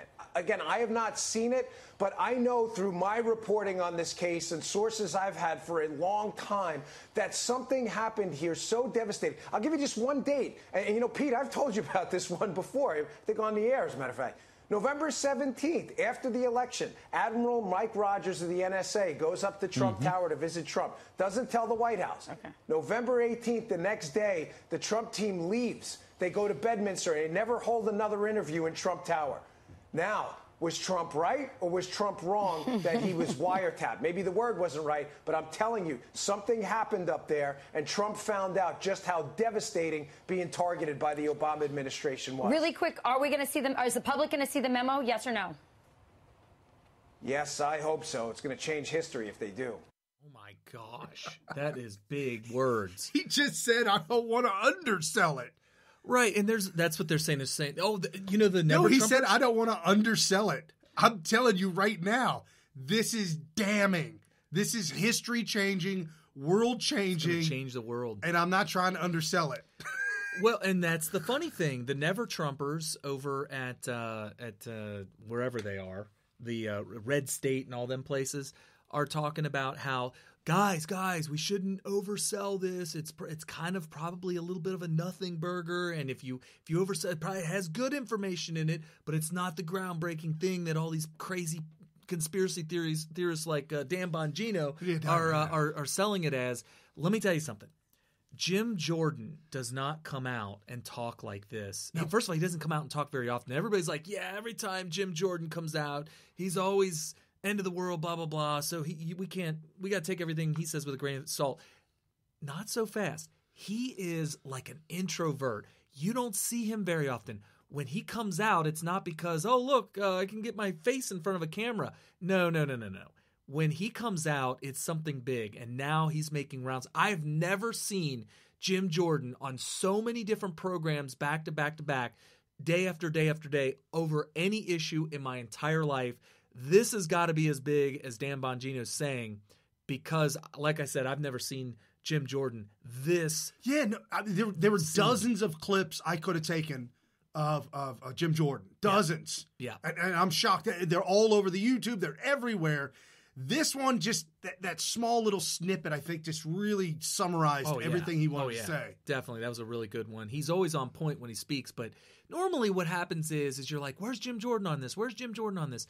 And then Jim will go on Hannity's radio show only for about a 5-10 minute interview, and that's the only thing you'll hear of Jim Jordan on an issue. And that's rare. Like you might hear from him maybe once every 2 months. Like literally, this week he's been on everything. So it's serious, folks. I think it's serious. Something else that goes hand in hand with this that correct me if I'm wrong. I don't think this is information. Well, it's information that Hannity's putting out. So if you listen to Hannity, you probably have heard this, but it's very rare and nobody's talking about this. And this is on Hannity's show. Just unbelievable, damning information, worse than Edward Snowden. We have a man tonight that filed a lawsuit that walked out of the NSA, CIA, and FBI with 47 hard drives, 600 million documents that were classified. This is way larger than Snowden. He gave it back to the FBI and said, the reason I took him is I want to sit down and show you all these mass civil liberties, and nobody's heard about this in the last 2 years. I think it's a pretty important story, and it goes to this larger issue of how much abuse may be going on beneath the intelligence community's cover. And we need to get an answer about how often our identities are compromised, how often our privacy is affected. We've been looking at this for 3 months, and there's a lot of concrete evidence, facts, that there are violations going on that need to be addressed. 600, bigger than Edward Snowden. This is unbelievable that a contractor could walk out of the FBI with all this information, the CIA, all this information, and then give it back to them. Say, oh, here you go, But I just want to let you know, there's a lot of bad things going on here. Now the guy is suing James Comey. I don't know how that works, but... And Sarah, so what your report is saying here is you had an ex-Intel contractor suing Comey, saying that the FBI, on a mass scale, covered up mass civil liberties violations against Americans, and he has evidence. Isn't that a little bit bigger than Russia collusion with no evidence, as I just proved up to this point? Yeah, absolutely. This is on a much larger scale. We have seen the itemized reports of the 47, and we've posted them on our website at circa.com, of the itemized list of hard drives that he gave to the FBI, signed by the FBI. We have all the documentation to show this. And think about this, Sean. He said, and I just spoke to him before I came to see you, he said he unmasked with the technology that he had, with the NSA, over 20 million Americans, 600 million documents. He said if you stack those up, that's 30 miles high, but over 20 million Americans. And I said, well, what was it you were unmasking? He said everything from their bank accounts, their homes, their records, phone conversations, emails. He was able to take down every single firewall. And it was so distressing because, you know, this is what he was directed to do. And when he tried to do the right thing, and he did, in his opinion, the right thing and got the immunity agreement from the FBI decided to not move forward. With that investigation, and that's all he knows. Did Comey know about this? Because the headline is that he's suing Comey, alleging this man. Dude. Yikes. Well, we knew this, right? We reported on this. If you guys have been following Smith Radio for a long time, you will have heard us talk about how they're building these ginormous buildings in, Utah, I think? They were building them in Utah in order to surveil every single phone conversation, text, everything from every single phone, from every single America, every day, every minute of every day. And we were like, what? How is this not a violation of the Fourth Amendment? Now, this is while Obama was president, and now this is what we're talking about, right? Right. And this all stems from the Patriot Act. Yeah. It just takes one bad, awful, evil president, not FDR, I'm talking about Obama, to just take and run away with the powers that be. And I was in my 20s during the George W. Bush presidency, and I was 25, and I was still on inactive reserves after serving 4 years in the military, in the Marine Corps, when 9/11 hit. And when 9/11 hit, and I was like ready to jump back in the recruiter's office and say, call me up if you need me. I was on inactive reserves at the time. They could have sent me right then and there. And I'm waiting, and I'm mad, and I'm upset. And when they came up with that Patriot Act, I was like, that's right. We need to do that. We need to do that. And, you get older and wiser, and you start to learn the Constitution. You start to learn about real American tradition and American philosophy, the Enlightenment philosophy. I learned this years and years later. You start to realize that this was a big mistake. And at the time I was thinking, okay, I get it. But you know what? We have a good president. We got a good man. We got George Bush. He's a conservative. He's compassionate. He's conservative. The people running the country are conservative. We're okay. What? If you're not doing anything bad, then what are you worried about if they're looking at you? Well, it turns out, little did I know that we were going to have a full-blown Marxist communist in the White House for the following 8 years after that. And sure enough, just like communists always do, they end up abusing their power and abusing the American people, violating the Constitution, violating our rights. And this is what happens. Just surveilling everybody like Big Brother 1984, like you couldn't even ever imagine. Right. And so, and this also has to do with Donald Trump. This also has to do with the British intel used as the NSA front to spy on Trump's campaign.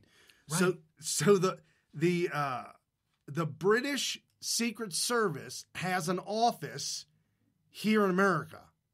I believe it's in the Pentagon. Mm-hmm. Okay. I didn't know that, but that's interesting. Right. Okay. Well, this is from TruePundit.com. Okay. TruePundit did this entire article with great names, put it all out there, and really laid it all out. So the British Secret Service is here in America. So it's on American soil. However, apparently, according to the Patriot Act, they're not bound to any rules that they can't spy on Americans, and all their intel, the British intel, is shared directly with America. American intel. They're directly sharing information. Right. We talked about this on our Russia episode, that there is no international law, and American law doesn't apply to other countries. Right. Although we could kick them out of the Pentagon, but it's probably understood. I didn't work in the Pentagon, but I guarantee you that everybody's told when they work in the Pentagon that if you have classified documents, just make sure that the British guys in Office 392... They get a copy, CC. No, make sure that they don't see it. Right. Right. Just make sure that, you keep your door closed. And if you got to go out to get a drink of water or something, go ahead and lock your office door. You want to go ahead and log out of your computer when you walk away from it, that kind of stuff. I'm sure that that's how the standard operating procedure is supposed to go. How that actually, or if it actually works in practice that well, we know it doesn't for the Clintons. We learned from Gary Byrne. I was going to say. If you read the book Crisis of Character, one of the big things, Gary Byrne was the Secret Service officer in the White House during George H.W. Bush, and then he kept on for the Clinton transition and then stayed on for the Monica Lewinsky scandal, and he was a big part of that. And one thing that he pointed out was as soon as the Clintons came in, the culture changed big time to a bunch of hippies. Right? From a bunch of statesmen, all these statesmen, conservatives, Republicans who were by the book and everything was It was like the Beverly Hillbillies went to Washington. Yeah, pretty much. That's the way it read when I read the book. And he points out that one of the things that were very outrageous to him was that every night when everybody clocked out and left the White House, they would go to each office in the West Wing and have to start stuffing classified documents into the safes. Every room, apparently every office, has a safe so that when you have your classified documents and you're going to leave your office, you want to stuff the classified documents in. You have to. You're required to. Right, you're supposed to. So he would go in there and be like, oh my God, there's classified documents strewn out all over the place, like hanging out in the hallway. And so he would have to gather all this stuff up and shove it in the safe and close it. And then he would try to tell the people the next day, hey, you might want to go ahead and lock that up. And they never would. No. They had no discipline. So picking up clothing up and down the hallway. To clean up after everybody. They were shuffling Hillary and Bill around, telling each other, hey, she's coming. Where is he at? Oh, he's blue team go. Blue team go. Yeah. No, not blue dress. Blue team. Oh, yeah. So that kind of stuff was happening. Oh my gosh. So anyway, so as we're wrapping this up, this is so big. This is like Dan Bongino said, this is history changing information. We've known that it's true. That's not the shocker. Right. The shocker is not that it's true. We know it's true. The shocker is possibly the documents will be released to show it all. Yeah, and the thing is, I knew the Russiagate thing was a hoax, and we suspected, there's been a lot of articles written for months now, that the warrants were in order to spy on Trump. And that's another thing. We weren't 100% sure if he was actually being spied on. We had to rely on President Trump saying, I can't believe, remember the tweet? I can't believe the Obama administration had my wires tapped. And of course, dude, that was hysterical. I love his wording. Yeah. I know Dan Bongino said maybe he misworded it. No. It's never misworded. That's perfect. Yeah, because it's exactly, no, it works out perfectly. Because the media, they lost their mind. Wires tapped. What is this, 1930s? What do you mean, what is tapping this? wires? Yeah, 1973. You guys are tapping wires. No, well, we all know what he means. Oh, it's like the grammar Nazi. There's a meme out there with a baby in a Nazi outfit with a Hitler mustache. Okay. And the meme says, we all know what you meant, stop being a grammar Nazi, or something to that effect. Right. And that's what I feel like. We know what he means, stop with the grammar Nazi stuff. But anyway, lost my train of thought, but it's good grammar. I love the fact that he said, you were quoting his tweet that he said, my wires have been tapped. Yeah, so it turns out that we had to go by what he was saying. Right. And we're Trump supporters. We have no reason to believe that he would just tweet something out that wasn't factual, especially when you're saying something, you're claiming something that is on its face a fact, right? He's saying, I can't believe that my wires were tapped. Well, if you know anything about logic, saying your wires were tapped, you're asserting a fact. Right. And so, of course, the fake stream media just immediately assumed, well, since we don't like the idea that the Obama administration would do something like that, which is clearly would clearly be a violation of multiple laws. But like Bernie supporters, this is absolutely never a no good thing. You don't ever do this to citizens. Yeah, so of course they had to cover for Obama by saying, well, prove it, Trump, we think you're lying. Well, here we are months and months and months later, and the proof is finally coming out. Or at least we hope it will very, very soon. Well, we have congressmen coming out and said, we read the proof. This is horrible. This is... For us to believe that what Trump tweeted was true is the groundbreaking, shocking, breaking news. So what we're hearing now from the congressmen that they've read the proof that it actually happened is now just revisiting this shocking thing and adding to the validity of those tweets. So Trump was right. He was right the whole time. And it's an outrage. This is worse than Watergate. It's been said at the time that it was worse than Watergate. And now that we're getting proof of it, it's worse than Watergate. And guess what? Guess what, liberals? It's real. It actually happened. Yeah. You need to stop it. You know, you guys pushing back on what turns out to be a factual thing that actually happened, where the Fourth Amendment has been violated. The Fourth Amendment of the Constitution, our rights, our natural rights that have been protected by our framers by writing this the amendments of the Constitution, of the Bill of Rights. Right. And you guys trying to push back on that makes you look completely un-American, which doesn't surprise anybody here. Because they tell us that America was founded on the original sin and all this kind of stuff. And just whatever. The Democrats sin. We need to tear it down. We need to redo the Bill of Rights to make it sound like the Communist Manifesto. Oh, it's so painful. So just to wrap up, the two original FISA warrants were denied by judges for the Obama administration. They still continue to go ahead and spy on Trump. They continue to go ahead with Fusion GPS. Hillary Clinton campaign paid Fusion GPS working with Christopher Steele to create the fake Russian dossier because this was the insurance. Wow, that's right. This was the insurance plan. This whole Russian dossier, this entire made-up James Bond gone wrong. Now, when you say insurance, let's talk about that for a second. Was it insurance in case it looked like Trump might win? Yes. And so they were going to dump this as an October surprise? Or was this insurance as if he does win, we're going to use it to try to get rid of him? I'm thinking it was insurance for an October surprise. Yeah, it was an initial, my personal opinion, initial insurance to destroy him, because you don't want to have to take that chance that he gets elected and then unseat him.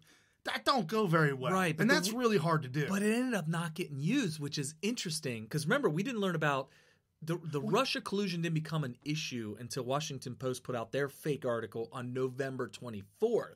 You remember that? That was the basis for our episode called Russia, Russia, Russia, which came on December 11th. It was based on that Washington Post article that came out on November 24th.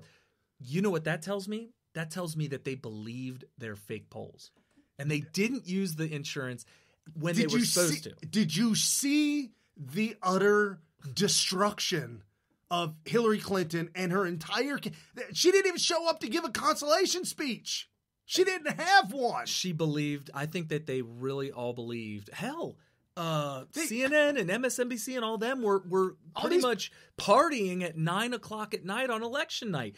Frank Luntz, day of the election, tweeted out, "If I wasn't clear enough, guaranteed." No, did he use the G word? Hillary wins. Oh, I didn't realize he used I have that screenshotted, and I have tweeted that out to him every single time. Have you been blocked by him yet? I'm shocked. You're shocked but I tweet out to him every single time he does a tweet. Okay. I tweet that back to him. Mark Levin goes live at 6 p.m. Eastern time, and he goes all the way until 9 o'clock Eastern time. I turned on his show, his broadcast on election night. So it was sometime between 6 and 9, and he was freaking out and urging all of his listeners, if you are listening to this now and you live in Florida, get out there. What are you waiting for? What are you waiting? I mean, he was freaking out. And so everybody was like, wow, it looks like Hillary is going to be the winner, just like the polls are showing. And it turns out it was all fake. Sean Hannity. I was working night shift then. I was working third shift. I started 6 o'clock, 6 to 6 in the morning. As I'm leaving for work at 5:15, Sean Hannity is losing his stuff. Right. Screaming. People in Florida, get to the polls. Here's some insider information for you. Bill Mitchell decided to go live. And normally, they did the regular show live on they started a certain time and it was live, but sometimes it was pre-recorded. Now I think it's always pre-recorded. It went back and forth. But he decided, let's go live and we'll just do a roundtable open. Wing it. Yeah. Well, it turns out that it didn't last very long. And this is before they went video. So this was back when it was still Your Voice Radio. And turns out he was kind of freaking out. And they ended up cutting the live and they ended up deleting it. So that's a little inside. Some of you guys may have remembered actually listening to it. If you're listening now and you were actually listening to it, you might actually remember that. They kind of freaked out a little bit. And then he said, you know what, I'm just going to do tweets. And so he did tweets for the rest of the night. And a lot of people were really happy because he stayed positive on the tweets, but he couldn't do it in the live radio broadcast. So they cut it. It was all the energy, all the mental preparedness, everything that I had to stay strong and stay the course. And I did. Like I said, I was myself. I was on third shift and I stayed on it all through the entire night. Yeah. You called it just before I did, but I definitely called it before Pennsylvania went down. And soon as Pennsylvania, I was like, it's a shoo-in. It's over with. Oh, it was. I think that was icing on the cake. Yeah, okay. Well, once Ohio and Florida went, there was pretty much no path for her to win. Right. But they kept saying Florida's not reporting. They're holding out. Florida was holding out. Well, the funniest was Georgia. Georgia was the funniest. Georgia was like double digits all night, and they kept saying, still too early to call Georgia. I'm like, on what basis do you think Georgia is going to go blue? Come on. Right. Oh, it's just crazy. Okay, so Obama, the administration, FBI, Hillary Clinton, the Democrat Party, spying on Trump, and you're like, okay, but they didn't get the dossier out in time or they didn't use it in time if that was the insurance. Here's another thought. I think they really thought they was going to find something on Trump. What? Look at who they are. Look at how dirty, rotten, scoundrels they are. I see where you're going with this. We will, I guarantee you, like one talking to the other. Okay, guys, here's the deal. There's a law. There's a law that he's breaking. We know we're going to get something on him. So you go get it on him, and we'll work on the FISA on the back end. We'll come up with an idea to get him on, and then we'll start looking for the evidence. Right. That's pretty much what happened. And so this makes sense. So when nothing happened, when they didn't, Obama, I know I'm supposed to report to you on the stuff that we got on Trump, and we ain't got nothing, man. He's like a Boy Scout almost. That's kind of the thing that saves him, is that somehow he sidesteps all those landmines. What about like Michael Flynn? Here's a guy that didn't do nothing illegal that I know of, and now they're talking about lying to whoever it was he lied to, that they're claiming. What ended up boiling down to was they went after his son in order to get him to cop a plea that they wanted. Yeah. And somebody said, well, why would you plead guilty to that? Well, I mean, if you're going after the son and everything, I mean. Go to his Twitter account, Jen Flynn. At Jen Flynn. Oh, yeah, GEN.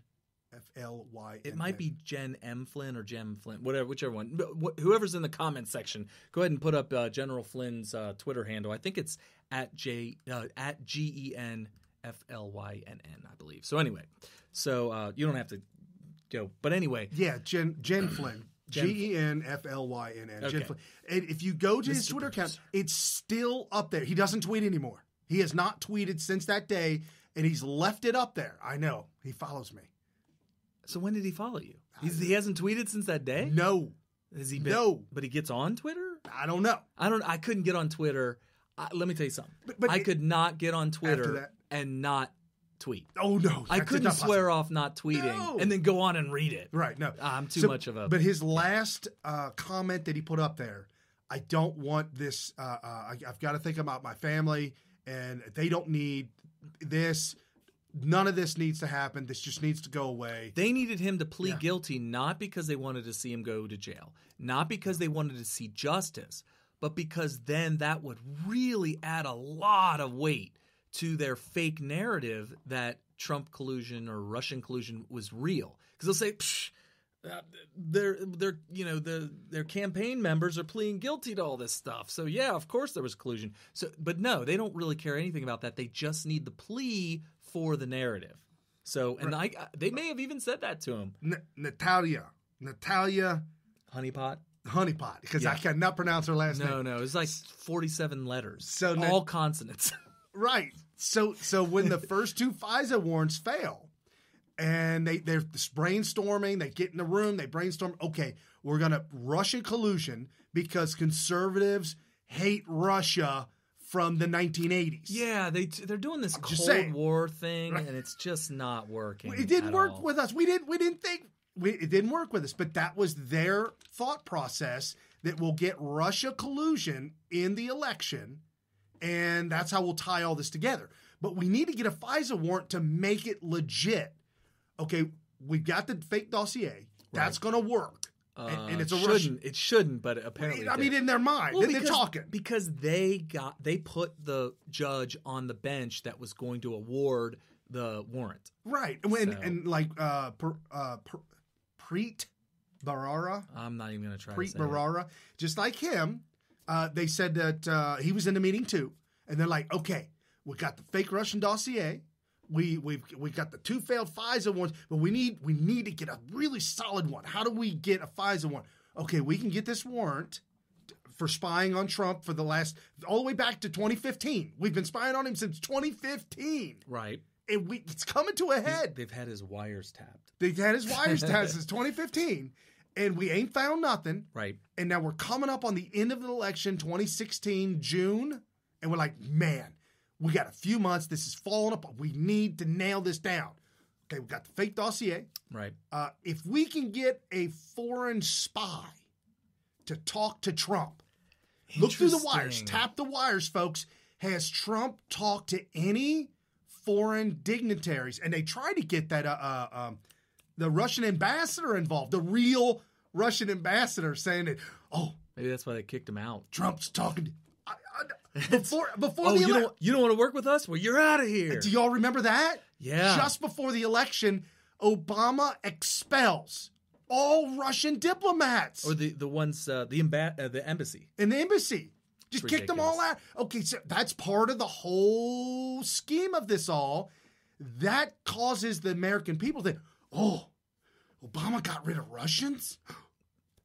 Are we still under attack by Russia? They were creating all the evidence that is needed to convince the American public that their narrative, their fake, false fiction is reality. They were doing the things necessary to make it look like fact. So Christopher Steele said, hey, guys, because he's in the British Intel, Christopher Steele, he's in the meeting. He's like, hey, guys, I know you can't find nothing on Trump talking to foreign dignitaries. I tell you what, though, I know this girl, Natalia Honeypot. She was in a couple James Bond movies. Yeah, a couple James Bond movies. She also is a former KGB spy, something. Was he saying that, or is that real?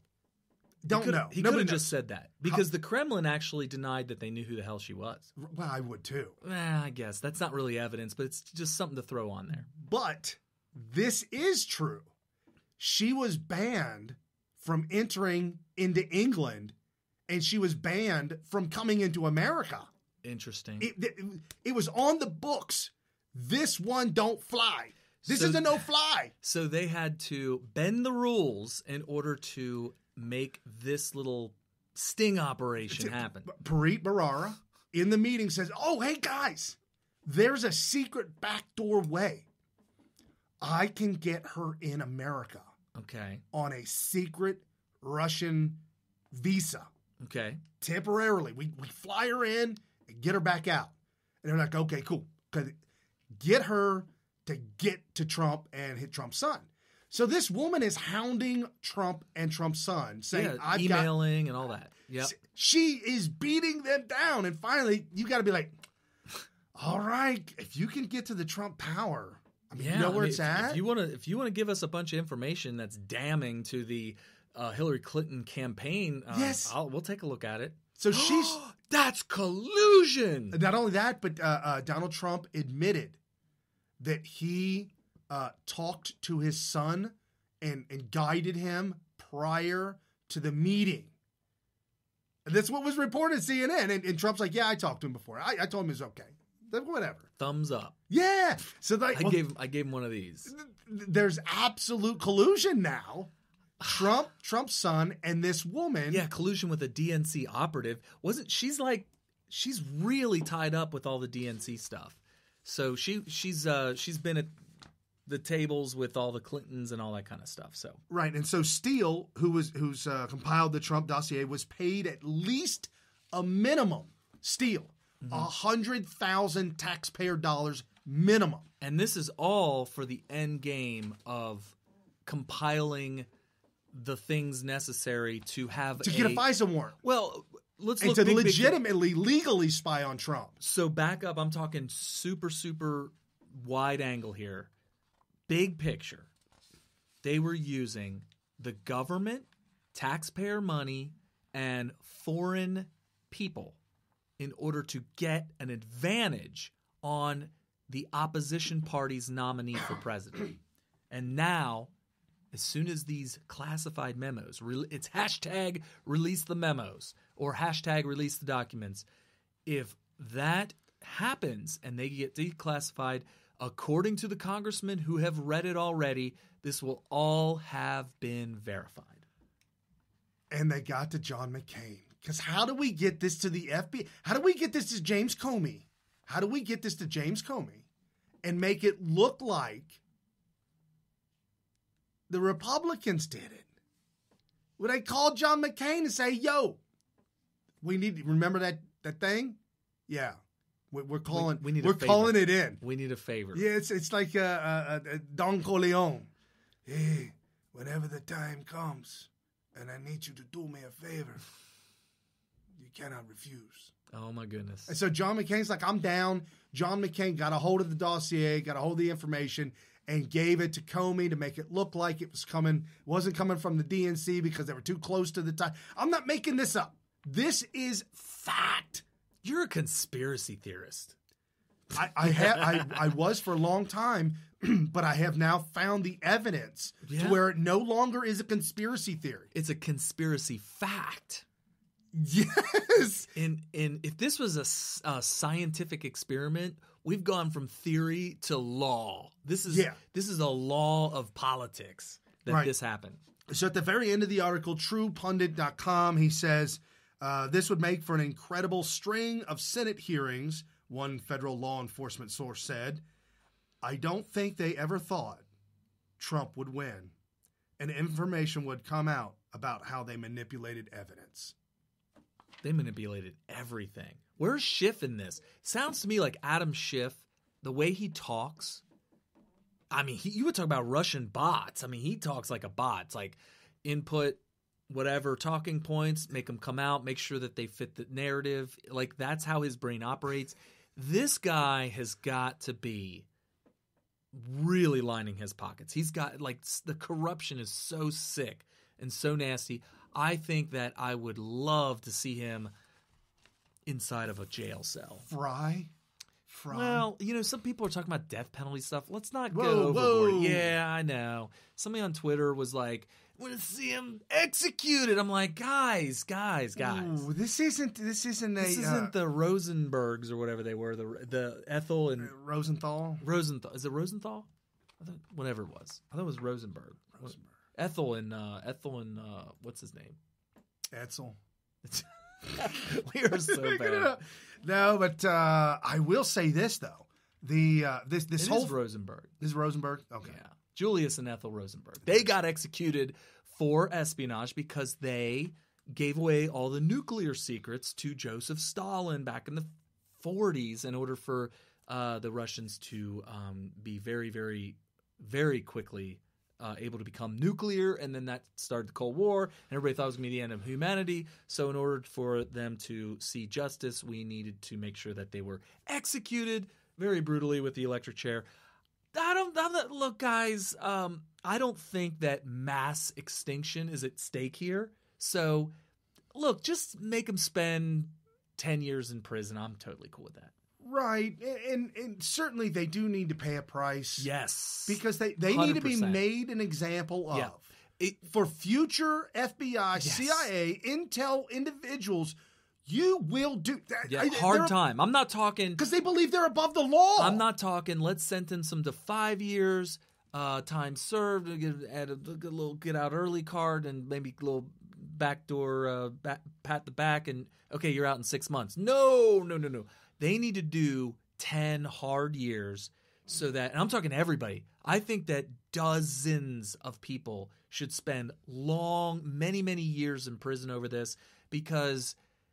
Guys, America is gone if this stuff is allowed to happen. Do you realize how close we were? I said during the election, when Trump won, I said Trump beat the Democrats, Trump beat the Republicans, Trump beat the media, and damn it, Trump beat the cheat. The fix was in. Totally. We saw it with the Democrats' primary. They fixed that. And just all the weird stuff that was happening. Gosh, did you hear what's going on in Florida? I did. So apparently, they're bringing Puerto Ricans in from Puerto Rico because of the giant hurricane that hit them. And they're saying, well, you guys shouldn't have to live in this squalor. We need to get you over to Florida, which is fine, whatever. Puerto Ricans can vote in Puerto Rico. For the president. Right. There is a Puerto Rican, 51 states. They have delegates and whatever. Yeah. So here's the thing. Virgin Islands. This is what they're doing. So they're giving them new IDs because now they are residents of Florida. So now they can vote in Florida, which you're probably thinking, well, that's pretty crappy for them to focus on that in order to change Florida to blue. But here's where it gets totally illegal. Apparently, there are witnesses in Florida. Guys, listen to this carefully because we need to raise the red flag. We need to hit the alarm button. We need to not let this happen. We need to shed light on this.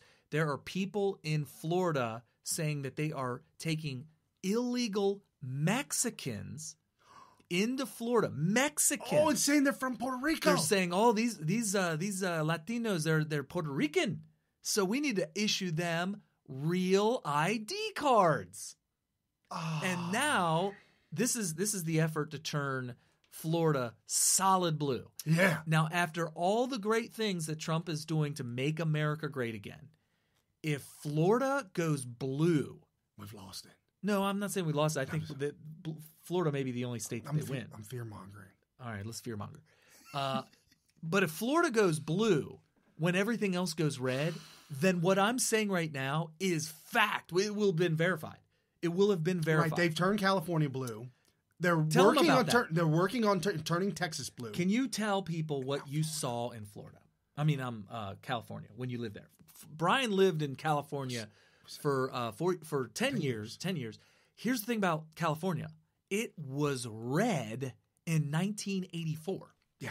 It was red. When Ronald Reagan was governor, he took over after Jerry Brown was governor back in the 70s, and he's a Marxist, communist, socialist knucklehead.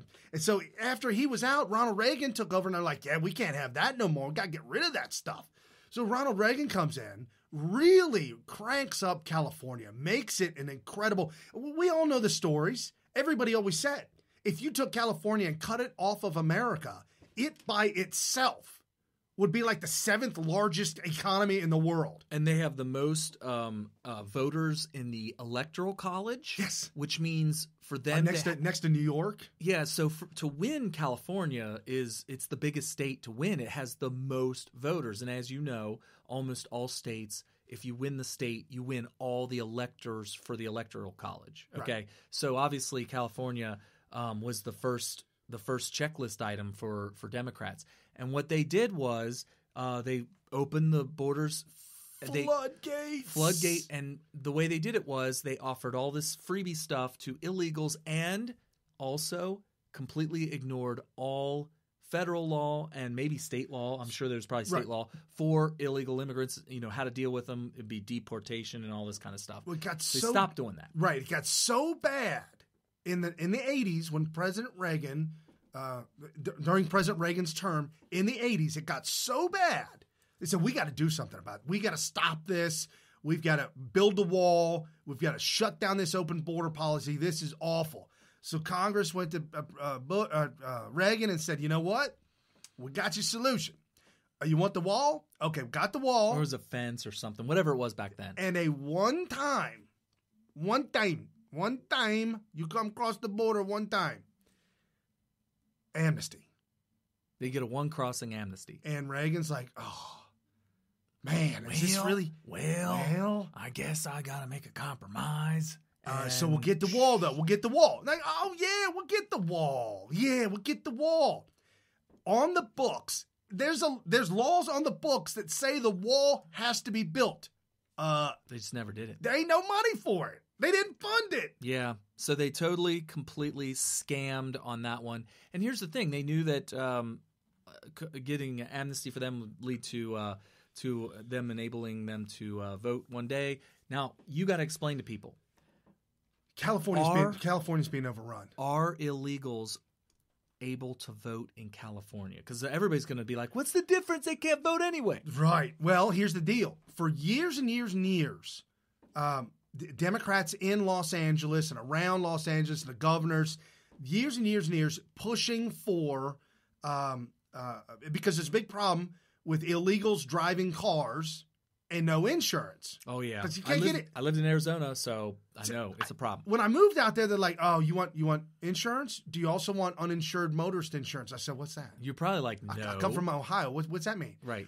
Well, if somebody that doesn't have insurance hits you, you'll be covered. Your insurance will cover you. I said, so I got to pay insurance for them? Right. That's pretty much what that is. No. You just got to pay insurance if you want extra so that you can get yourself Anyway, long story. Okay, so that was the big ongoing thing. And they're doing jobs that Americans won't do. They're out there. They got to get to the fields and pick the strawberries. They got to get to the fields, and they need to drive. And we need to keep her. So this is the whole mantra for years and years and years and years. Well, while that's going on, in the background, this is a two-front war. Okay. In the background, they're like, people that get driver's license, when you go to the DMV and you get your driver's license, you should be able to also sign up to vote. Well, yeah, because if I lived in California, it would be nice to have a one-stop shop. Yeah, so you stop in there, driver's license, your address, your local district, you should vote too. So they nailed that one down, and they nailed down something called, that was the motor voter law. Mm-hmm. They nailed that down. Then they nailed down illegals can get driver's license so they get insurance. Now they vote. They ain't even legally here. And they vote. Yes. This explains why California is like a lost cause for Republicans to try to win it in the presidential election. If you go to, So illegal people who are illegally here in America right now in California have a way to vote, is what you're saying. Yes. Because nobody else is saying that. Everybody's like, well, they're illegal. They can't vote anyway. What's the deal? Yes, they do have a way to vote. Not only do they have a way to vote, they can also go to a place, if you live in Los Angeles and you're listening to us either here on iHeartRadio, you can hear us there on iHeartRadio, YouTube, Twitter, everywhere around the sphere, Smith Radio, SMYTH Radio, Military Veteran Talk Radio. And you could go to Huntington Park, HP, up there off Firestone Boulevard. And there you can buy for $120 American dollars, no pesos accepted, $120 American dollars, you can buy a driver's license and Social Security card. Wait, Social Security? What? They get a Social Security number? Yeah, a real one with somebody's name on it and your picture. Yeah. Wait, it's not their name? You take the name. What? Yeah, man, why not?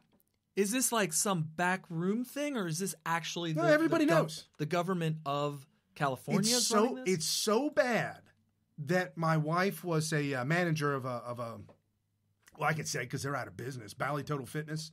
I think they're completely bankrupt now. Best I know, yeah. But the biggest problem she had when hiring employees was that she knew the documents were fake, but she couldn't do anything about it.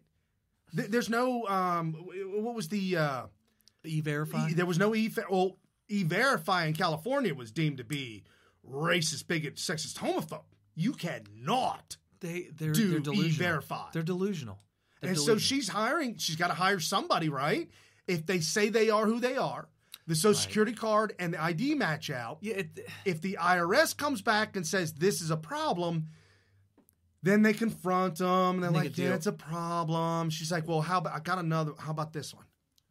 Will this one work? How about this different one with a different picture? I and got a four different different ones. You tell me which one works. We know they're all illegal. Not only that, but the other nefarious thing. See, here's what happens, folks. When you have a culture of corruption that's so deep and so wide and so far that doesn't trust the people, they put in heavy-handed rules and laws. And what do people do? They circumvent the rules and laws. Like we used to have it here in Ohio, but they got rid of it, where they do the smog check for your car. Oh, the e-check or whatever. Yeah. Okay. Emissions. In California, huge. Yeah. Mandatory. Well, if you've ever watched The Price is Right, all the cars there have that, they give, new car, California emissions. Yeah, California emissions. Yeah, so that's a separate thing. So if the check engine light is on in your vehicle and you cannot get it off, you will not pass. You got to throw your car out. Oh my gosh. Or complete an overhaul for $120. You could go to a mechanic who does it. He doesn't even have to see your car. He could print the paperwork, print the documents. I don't live in California anymore, so I can tell you for a fact, 2 years back to back, good to go. I'm for $120 bucks. It's literally pencil whipping it. That's a military term, official military term. Pencil whipping is when you basically make a document saying something checks out when it doesn't check out. Right. So for this mechanic, usually all Hispanic-speaking mechanics, probably no English. It was just really, under the table stuff. For $120 you give to him, you just say, here's $120 and walk away. He gets your name, your car, all your information. He hits a button, go. That's it. It prints out. Because it's connected to the DMV already. So all you have to do is just print it out, and it gets sent to the DMV, and you're good. Yeah. So this from the Democrat. We need to go into business. Right. $120 for that? Button. Boom. Wow. Hit the button. Say do 10 of those a day. That's not That's bad. $1,200 a day. That's not bad. Just for hitting buttons. So this flashback, as we're shifting gears, this flashback from the Democrat Party, 2016, speaking about immigrants, speaking about DACA. Now, I did bleep all the absolute wretched cuss words. And this is a commercial? This was by the Democrat Party or one of the Democrat super PACs. Okay. But this was condoned and this was accepted. And the fact they actually did this, I mean, this is, you'll probably remember it anyways. Oh, yeah, we've played this before. It's an oldie, but a goodie. Right. Hola, Donald Trump, screaming my country. Republicans use offensive words. So here's a few of our own. What? Oh, okay. Geez. Yeah, the boy put the middle finger up and said F braces F. Okay. The words in Spanish. You see the words in Spanish, Carrie? Yeah. Hold on. And for those of you on Periscope, and let me get rid of this so you can see the words. On Periscope, you can see the words in Spanish too. Okay. Those words in Spanish do not equate to the word, the F-bomb. Okay. Those words in Spanish are much worse. Oh, wait, I see tu madre. That means your mother. Yeah. What is? No, don't say that. You can't say not. It? Well, it's being displayed on the screen. It's probably bad enough, isn't it? Anywho. But this was condoned by the Democrat Party. This is how they roll. Oh, my gosh. This is my home. You can't take my rights away. If you don't like our Constitution, Constitution and what it stands for, get the out of my country. Technically, they're right. Technically, they're here and they're protected by the Constitution. Ain't nobody trying to take that away from you. Here's the door. It's the 2016 presidential election. Get a t-shirt or a bumper sticker and get involved with the hashtag DeportRacism2016 movement. Deport at racism. DeportRacism.com. You don't have to be Latino to get involved, you know? Well, and also, Okay, there's 3 or 4 kids standing around with a Donald Trump piñata and a stick, and they're about ready to beat it. Okay, listen. No, kids. Trump is full of nothing sweet. Just racist bull.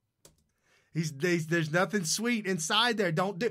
You see, you think she's gonna say, we don't condone violence. No, we're saying do not beat the Trump piñata because there ain't nothing sweet in there. There's just SH in there. Share this video if you're fed up with it. well, and here's the thing too. I'll give them a little bit of leeway here. If these are legal or American citizens, I kind of get it. I would be pretty annoyed if I'm always assumed to be illegal because I look Mexican, let's say. Even though I would be, let's say, an American citizen, that would get a little annoying, and that could be the case with that very vile ad. But that was cut down. I cut that down from 2 minutes down to 40 seconds. And that was the pretty entire bad. Middle was riddled with just angry, hateful. This is racism, folks. Right, and I think what they're trying to say in that, or I'm giving them a lot of leeway here. Yeah, you are. Yeah, I know.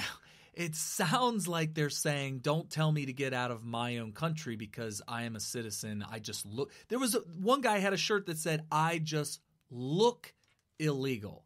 So that's pretty much saying that he's actually a citizen or some sort of a legal green card holder or whatnot. That's fine. But here's the problem. That is the false premise argument. The false premise is that we are telling you to get out of the country because you look illegal, not because you are illegal.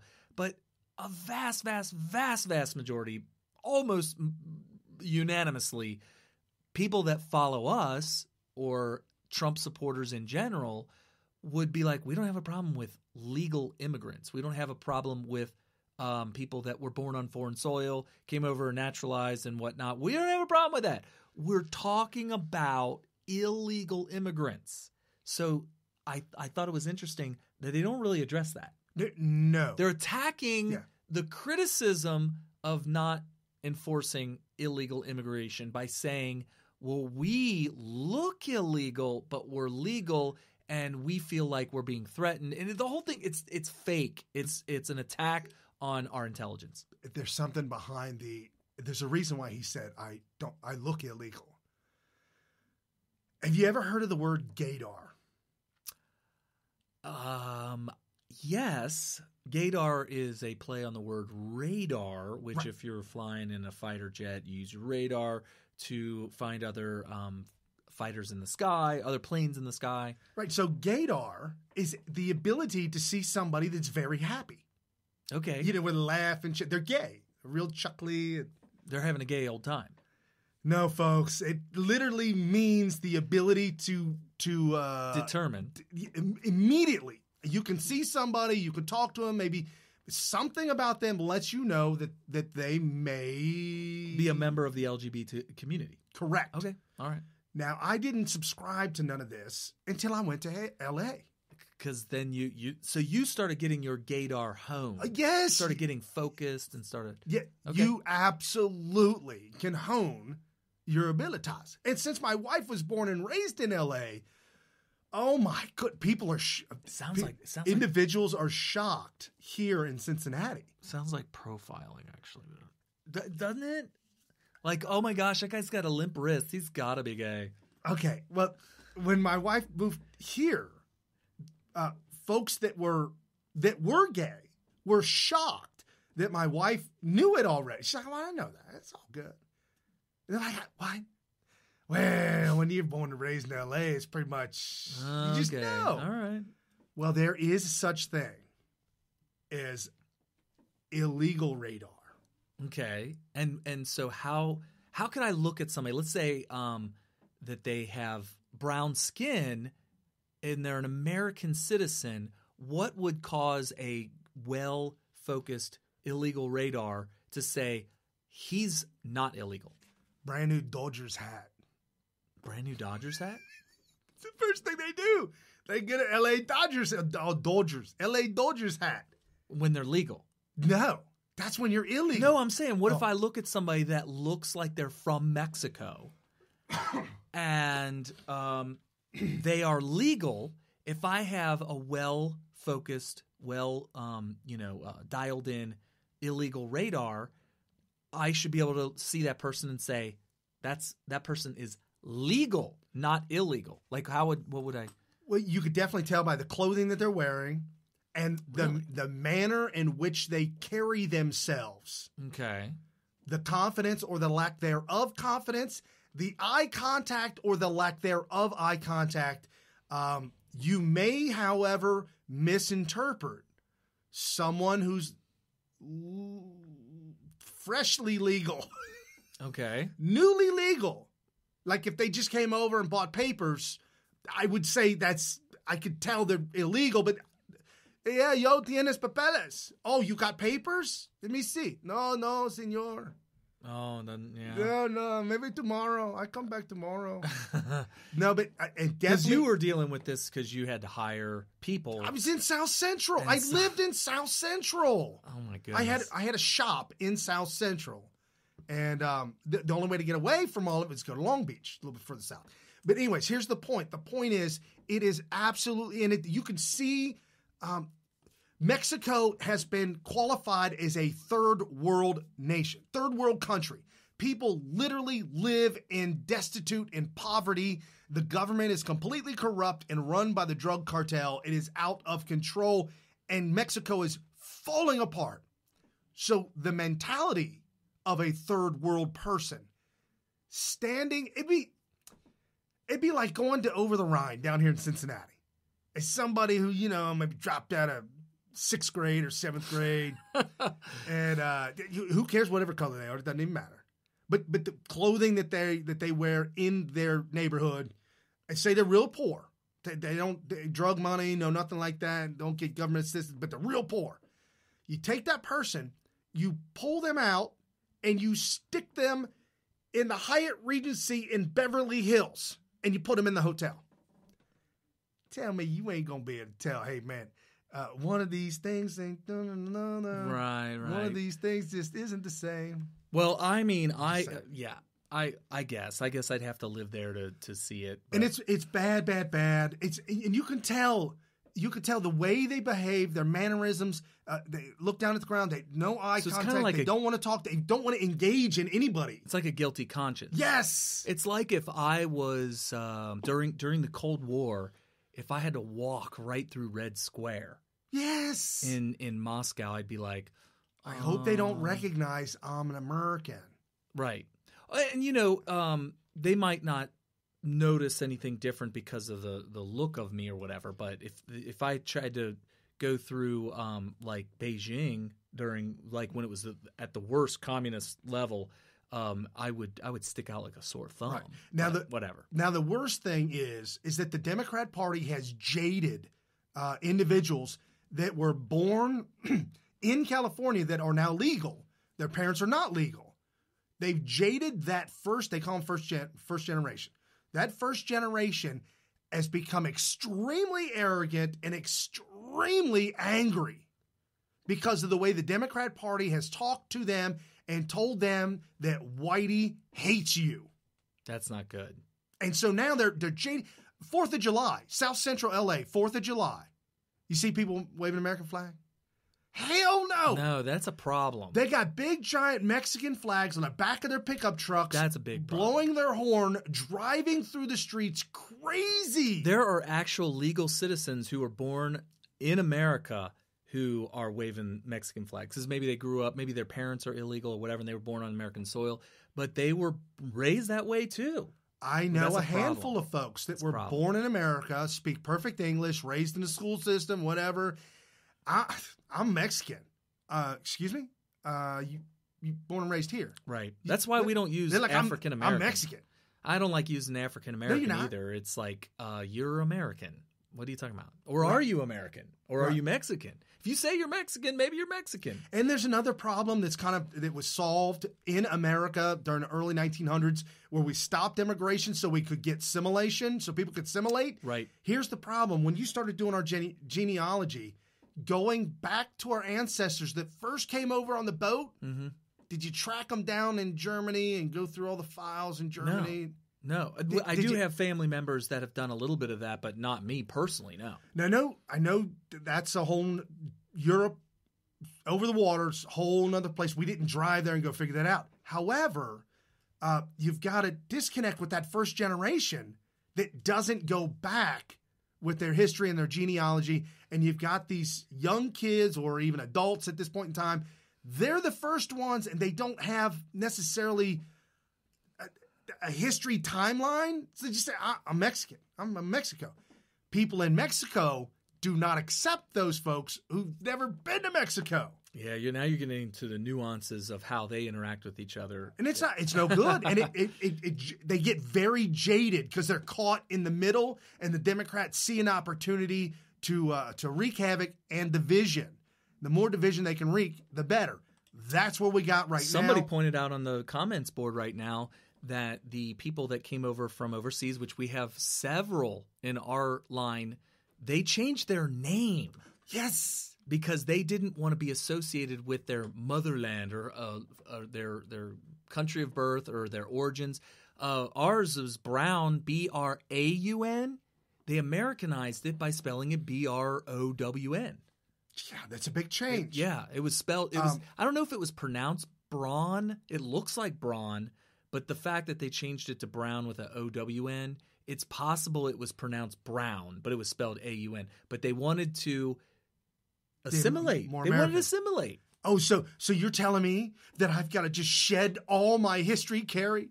Just my identity, everything is just gone. Well, instead of Ricardo Valenzuela, you could just change it to Richie Valens. How beautiful. So we were. Well, there's nothing wrong with Ricardo Valenzuela, but there's a lot of syllables, and when you're going to be a very famous recording artist, maybe you want to shorten it a little bit. Right. And we were informed last week by Joy Reid, the racist that she is, full blown, that she said that Donald Trump's ancestors, his grandfather, it might be grandfather. He needed to anglicize himself. That changing the name to Trump to be more Anglo. I guess. I don't know. If you want to say that our ancestors, or I should say the history of America is that we are a nation of immigrants from Europe primarily. Back then, I guess you could say anglicized, I guess. Anglo kind of refers to, we're getting into the weeds with all this stuff. All right. Well, I'm trying to get to the shutdown. It refers to English ancestry. Okay, so we're talking about DACA.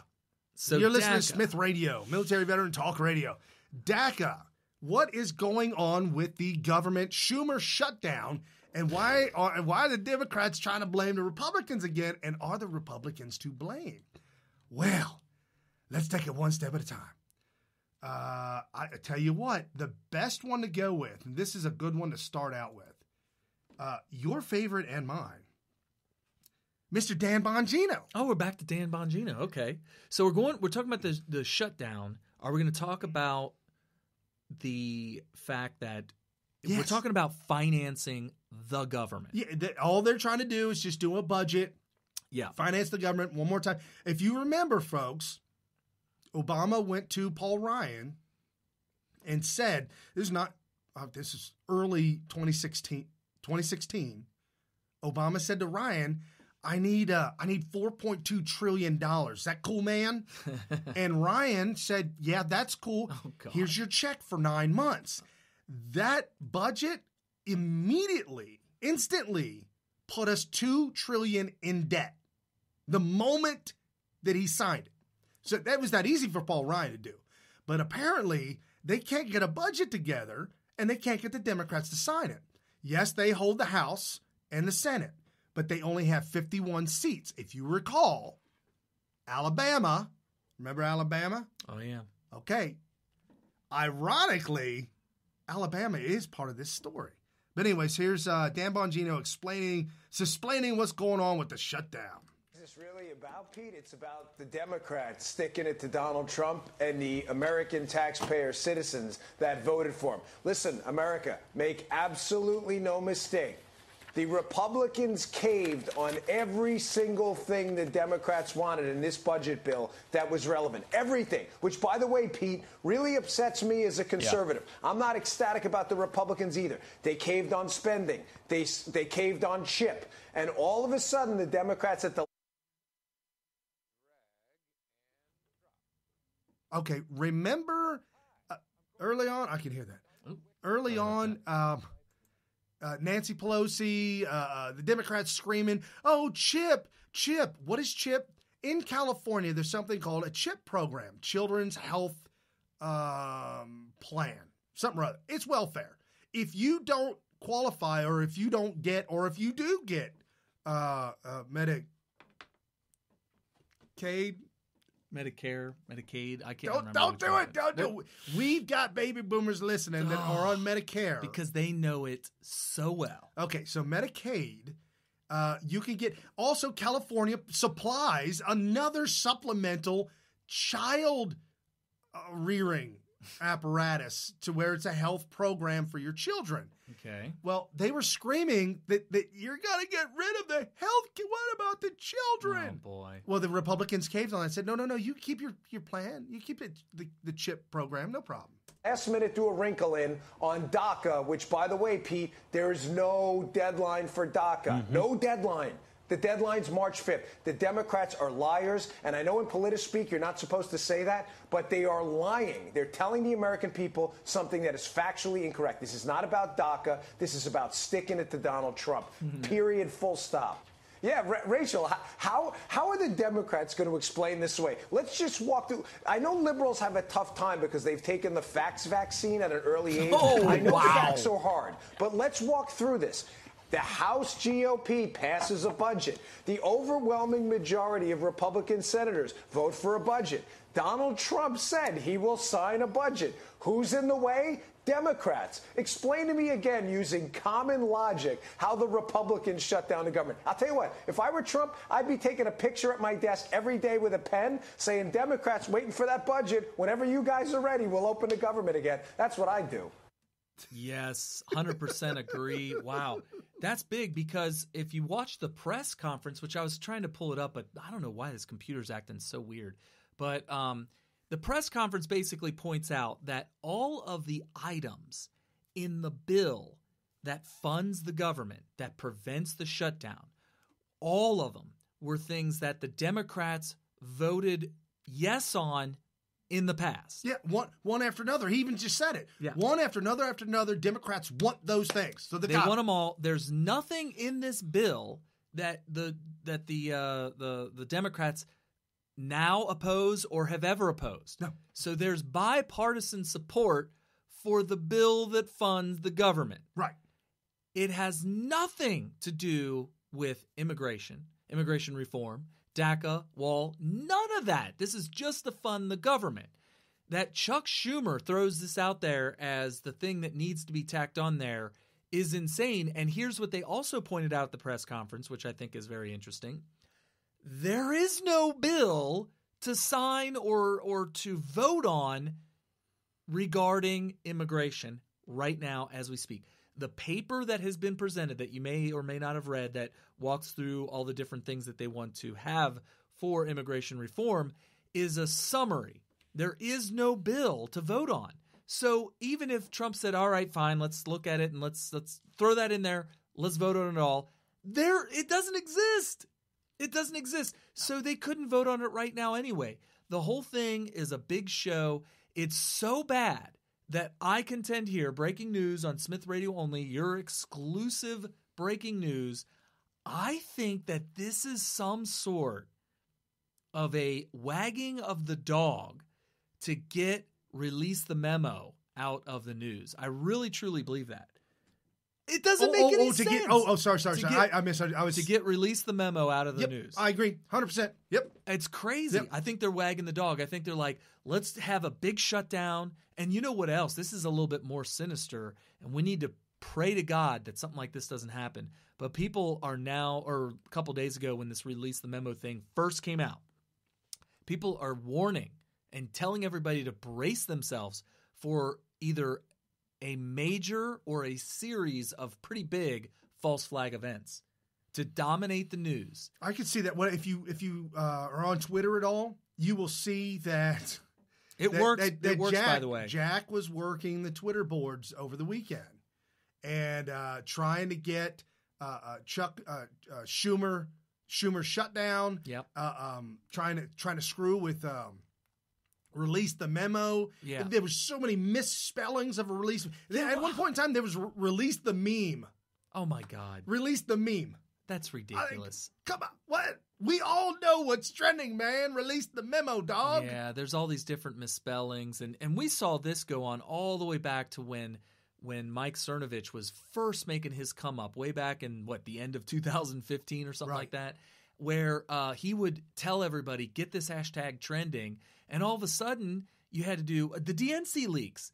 There was DNC leak, DNC leaks.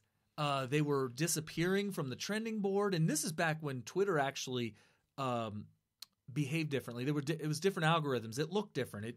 I don't like what they're doing. Yeah, now. They're changing it now. But so they were constantly tinkering with Twitter. Twitter staff was doing this in order to prevent Mike Cernovich's message from getting out there and getting big and whatnot.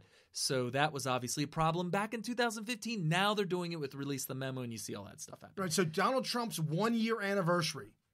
Thank you, Democrats, for the gift. I didn't know how to say this as sarcastically in a tweet, but truly, thank you, Nancy Pelosi. Thank you, Chuck U. Schumer. Thank you, all the Democrats, for shutting the government down, for showing the American people that you are truly a washed-up has-been of an organization. Right. It is absolutely unbelievable that you could even win. I mean, you could win anything. Speaking about winning stuff, the Alabama race with Jones. Jones. Jones. Yep. Guess who voted? Who voted to go ahead and pass the bill? Pass the spending bill? Yeah. Jones? Yeah, baby. He voted to pass it? Yes. There were 5 Democrats who voted yay, and 5 Republicans voted nay. One of them was Rand Paul. And I'm telling you right now, the problem with Rand Paul is he tweeted out, we can't have all or nothing. No, Rand Paul, it's you that voted no on shutting down. You voted to not shut down Obamacare because you wanted all of it gutted. Right. Or none. We could have replaced it. He was a big... And it doesn't work that way. As we had Sam Keels on last week. He'll tell you. It is such a monstrosity. It would be impossible to repeal it all. It has to be done at little bits at a time because there's major problems with it. But yeah, so what do you got now? How do you eat an elephant? Well, right. You know, how do you eat an elephant? That's what we got right now. We got it. Obamacare's an elephant.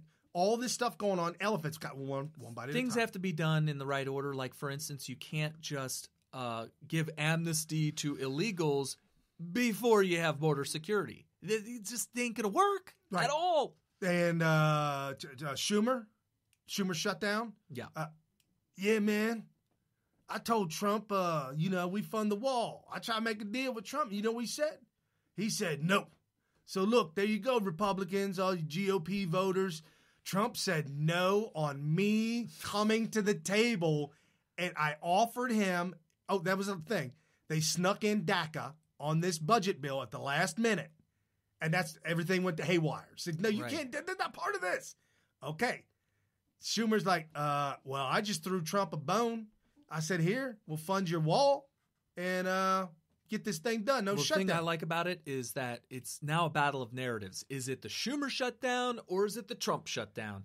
And it seems like, based on everything I saw, now I know Twitter is boosting the Trump shutdown hashtag and suppressing the Schumer hashtag. So I get that. So it appears as though Trump shutdown narrative is winning. However, I watched Meet the Press this morning. And hold on before you go too far. So Schumer said, I told him I'd fund the wall. But in reality, Trump did walk away from that. And that really did happen. But Trump made one more, he said. Because he knows we're going to win the narrative. He said, oh, you authorized the wall? I need you to appropriate the money for the wall. Right. And that wasn't happening. So Trump not going down the road that Ronald Reagan went. Yeah, I mean, think about it. If we're talking about funding the government, if you want to bring up DACA or any kind of amnesty or immigration reform at all, and that has to be tacked in it, hey, well, we're talking about funding. Let's fund the wall. You can't beat Trump on logic. You can't beat him on logic. Right. I mean, he's a genius, right? He's going to get you on logic every time. So here's Sebastian Gorka. And funny thing, you don't see or hear anymore of Steve Bannon. But Sebastian Gorka, it is what it still is. A good guy that he is. He's on Fox News, and Sebastian really lays it out in 56 seconds. Here's Sebastian. Yeah, something's really changed. I think Schumer's in the hot seat right now because the American people understand what's really going on. They understand that this isn't the president's fault. This isn't the Republicans' fault. They may have the majority of the seats in both houses. But thanks to the filibuster rule, to get a continuing resolution through, they need 60 votes. The GOP only has 51, which means it's 9 Democrats. It's Chuck Schumer that have stopped this bill going through, this CR, which means they've chosen illegal immigrants. They've chosen DACA over our military. So there are active duty soldiers, Marines, airmen, Coast Guards, who will not get paid while this shutdown is in effect. And if you look at that recent CNN poll, people realize this is Chuck Schumer's fault. And that's exactly right. There you go. There you go. I mean, that's what it is. And it's not that hard to understand. I mean, literally, like you said earlier, they've got everything they want. It's on the table. Trump go to work every day with a pen and tweet and selfie all day long. I'm just waiting for y'all to pass the bill. He's doing all the things that he needs to do to make sure that there's just no way that Schumer and the Democrats can possibly win this narrative battle. And that's what it is. It is a narrative battle. And even with the help of Twitter's obviously helping big time to make sure that the narrative, or as best that they can, favors the Trump shutdown narrative as opposed to the Schumer shutdown. But, I'm not an English major, but, Schumer starts with an S, shutdown starts with an S. Yeah. That's going to work better than Trump shutdown. Trump shutdown don't work. No. Schumer shutdown rolls off the tongue a lot better, and so that's part of it. That's just I'm not actually joking about that. That actually does help. Oh yeah, it helps big time. But in addition to that, we're living in an Enlightenment era where people demand logic to be employed in debate and argument. And I'm telling you right now, when Trump comes to the table and says, this is what a spending bill is, we're including everything that you guys have historically liked. So are you signing it or not? Chuck Schumer has no leg to stand on. Yeah, we'll sign it, but we're going to slip DACA in on the back end. Yeah, and logically speaking, he's not going to be able to sell to the American people that it makes sense to shut the government down over an issue that has nothing to do with financing the government. And if you talk about DACA, we know now that that issue is not going to come up till March 5th? Yeah. March 5th is when DACA has to be done. So they can put that off until the middle of February is what they said at the press conference. So apparently it could be written in a couple weeks. That means they will have to go back to work when they could kill 2 birds, 1 stone and not have to work so hard. Yeah, but they're basically opening up the floodgates. They're allowing for just all kinds of crap that's not going to work. It's a bad immigration deal. Let's do immigration right.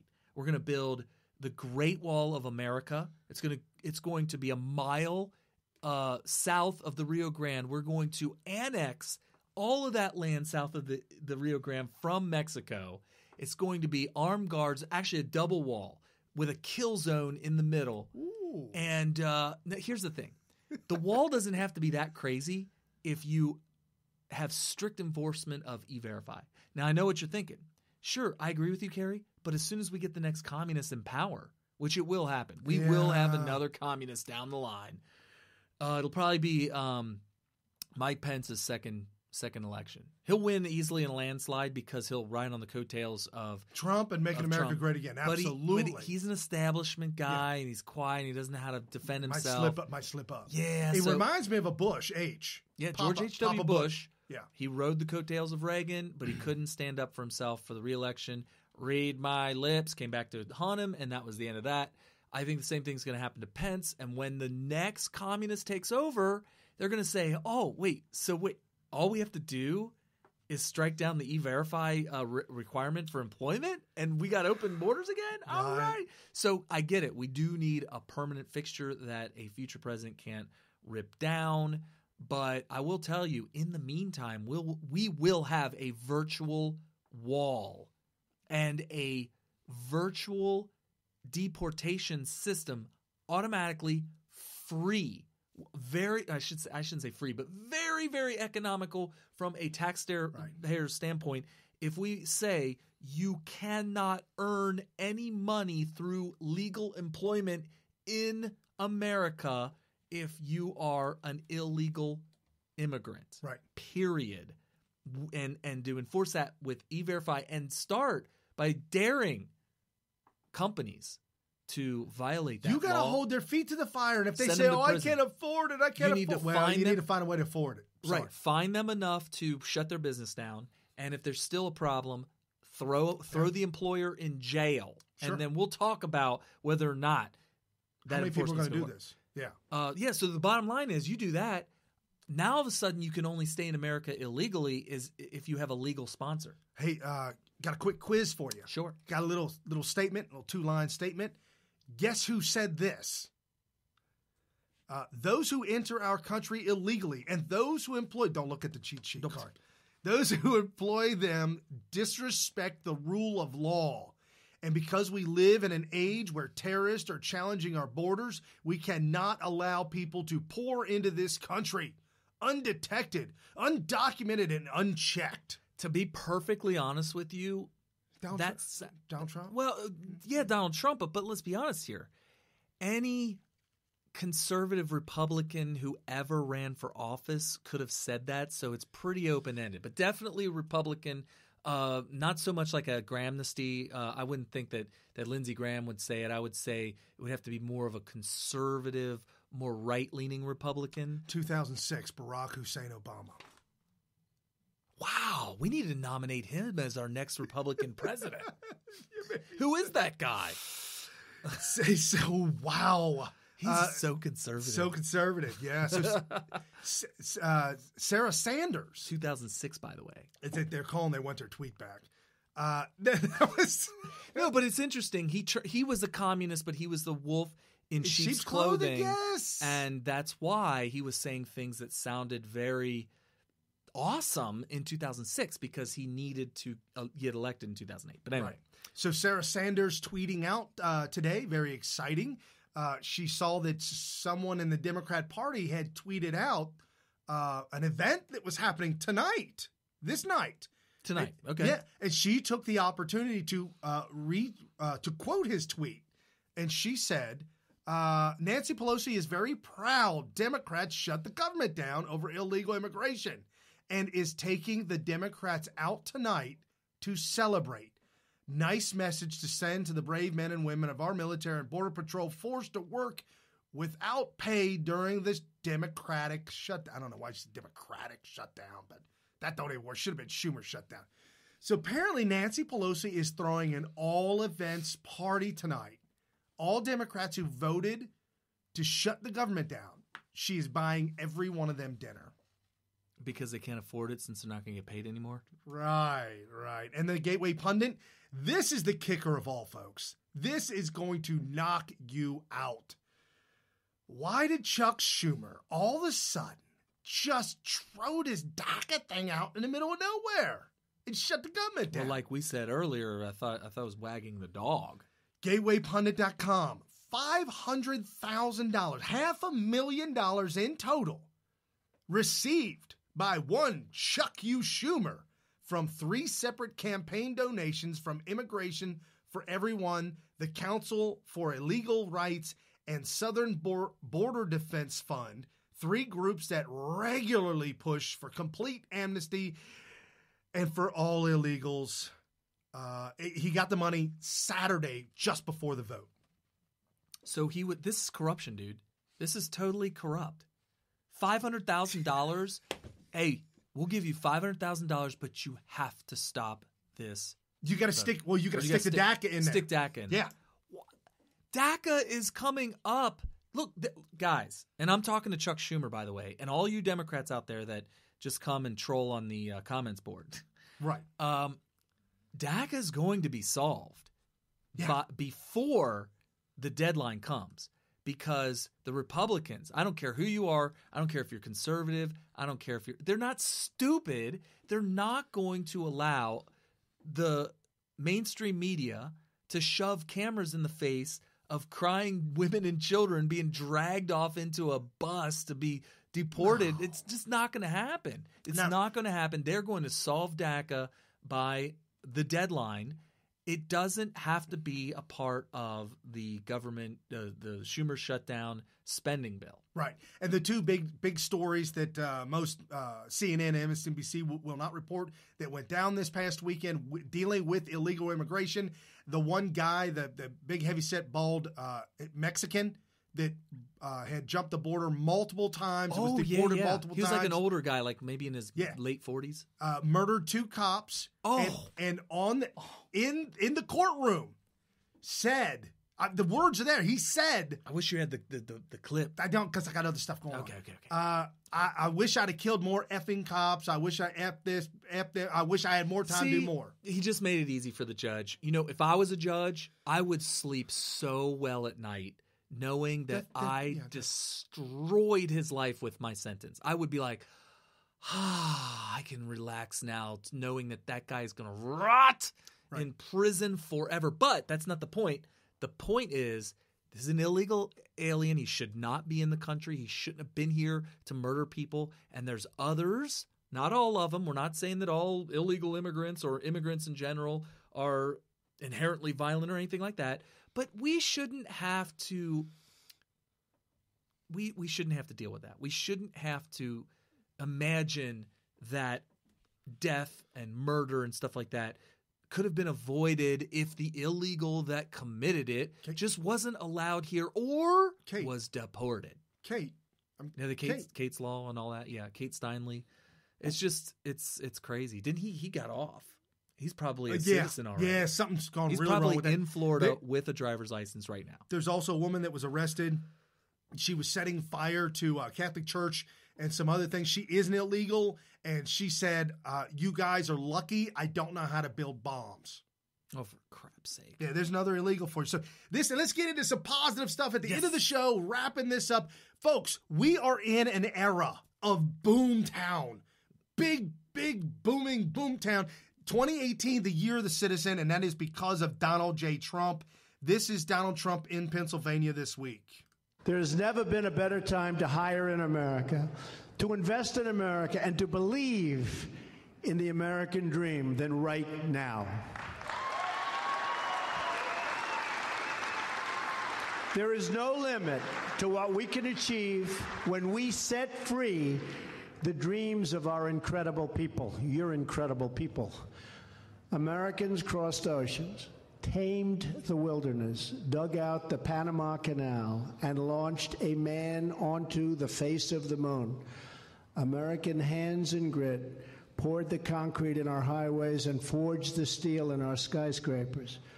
Americans built the Hoover Dam, the magnificent Hoover Dam, if you've ever seen it. The Empire State Building, they built it in 1 year. Nobody knows that. Wow. 1 year. Less than 1 year. Actually, less than 1 year. The Empire State Building.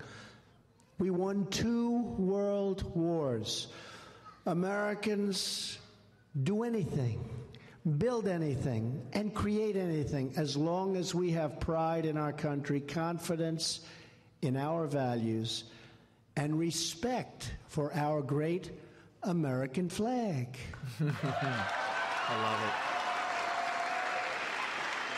Right? That's awesome. That's interesting. Did you see the teleprompter? I don't, but is it out of screen? I mean, there's got to be a teleprompter. It sounded like he was reading it. He might have. I don't know. But anyway, no, it's conspicuously absent. No, it's interesting about the World Trade Center. Took 10 years or more to get that damn thing replaced. Yeah, it was, and they only built one tower. One tower. Took two down, put one up. Sure, it was tall, but guys, the Empire State Building in less than a year, huge building. It's like what, the second largest in the entire Manhattan area. So check this out. What's the argument? Okay, so we know why. It's regulation, red tape. But why? Right. Why do we have the red tape? The red tape is there, supposedly, we're told, and we're understood, that it's going to be safe, and there's going to be all kinds of good things about it. Make sure that if the regulations aren't followed, the thing's going to fall over. It's going to be unsafe. It's not going to be strong. Guys, look at the Empire State Building. Have you been inside the Empire State Building? Is there anything about it that's unsafe? Is there anything about it that makes you think that it's going to fall over? It's not going to fall over. And by the way, it was hit with an airliner. That's right. Or a B-25. I think it was hit with a bomber. A bomber crashed into the Empire State Building back in the 40s? See, that proves the government took down 9/11. Whatever. So fire doesn't melt It was steel. smoggy or whatever. And there was like a B-25 bomber crashed right into it. It didn't go down, whatever. And obviously they weren't trying to take it down. But the point is that the 30s and the building that they did in the 30s in Manhattan and the fact that those buildings are still standing today prove that you don't need all this red tape. We've got all kinds of buildings here in Cincinnati that's still standing. Yeah, you do not need the red tape. The amount of red tape that they had in the 30s is good enough. Well, it's complete control. You control the people, control the population, control all commerce, control capitalism, control, and you stay at the top as king. That's what Democrats do. So CNN accidentally did a panel. Oh, they always mess up when they do that. With Democrats. Democrats? Okay, well, this is safe. Who voted for Trump. Oh, that's weird. 1 year later, what do they think? How did they Something that he said that really sticks with me is that he wants to give the power back to the American people, and that's something that I can certainly get behind. I'm with a pastor, a stay-at-home mom, a student, a machine shop worker, and a union member. Democrats or raised in Democrat families who crossed over to vote Trump. We're 1 year in. How's he doing? Fantastic. What? Better than I ever would have dreamt. I mean that sincerely. Really? Oh, yeah. Derek? Yes, I agree. Absolutely. Yes, he's doing wonderful. He's staying on task. Going red. This is why California's going red. He's staying on the American that is black, he could be from any descent from any country, but the American who is dark-skinned said Trump is staying on task. I mean, apparently he had a task at hand that he wanted something out of his President Trump, and he's fulfilling those promises. True that. Awesome. So Trump tweets out, because this is where you get real news. You get it from Trump. He tweets out the Trump administration has terminated more unnecessary regulations in just 12 months, more than any other administration has terminated during their full term in office. Sweet. No matter what the length. Could be 4 or 8 years in office. We knew this was coming. We knew it. We said, look at he doesn't sleep. He gets so much done. He goes to 5 different rallies a day. Right. And look at what he did as a businessman. Oh, he's doing this to enrich his own businesses, Kerry. And he's not a politician who tries to do it the way politicians do it. He's like, why are we doing it the way politicians do it? Get out of the way. We're getting this done. And so it kind of doesn't surprise me, but I will admit, I didn't think that much could get done. This is all fake, Kerry. He's starting his own network. This is just a prop up. Right. You remember all that stuff a year ago? They were saying as soon as he won the election, he was going to immediately resign. Yeah, immediately. Because he didn't want to win. He just wanted to make a point. The good news is there is much bold capital letters, all caps, like he accidentally clipped the cap. Okay. The good news is there is much more to come. Hashtag Schumer shut down DACA. Ooh, wonder what that's all about. Trump also unprecedented success for our country in so many ways. Since the election, record stock market, strong on military crime, strong on crime, strong on the border. ISIS, folks, nobody's talking about the destruction, the absolute annihilation of ISIS. Judicial strength and numbers, lowest unemployment for women, and all massive tax cuts, end of individual mandate, and so much more. Big 2018. Oh, I can't wait. And the last tweet, beautiful weather all over our great country. A perfect day for all women to march.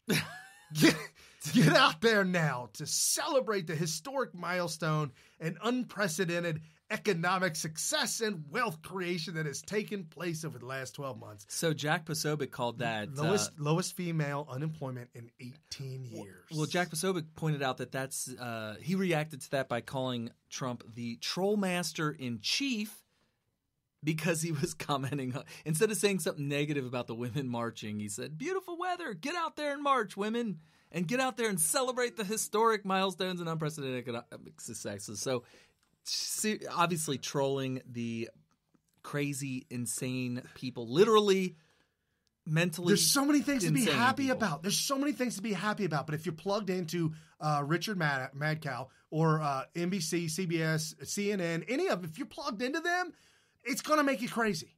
It really is. And if you get infected with liberalism, stage 1, stage 2, if you're at stage 4, you're in full-blown projection mode, conspiracy theory, calling everybody racist, bigot, sexist, homophobe, you're unsavable. I'm sorry. Wow. The only thing that can cure liberalism.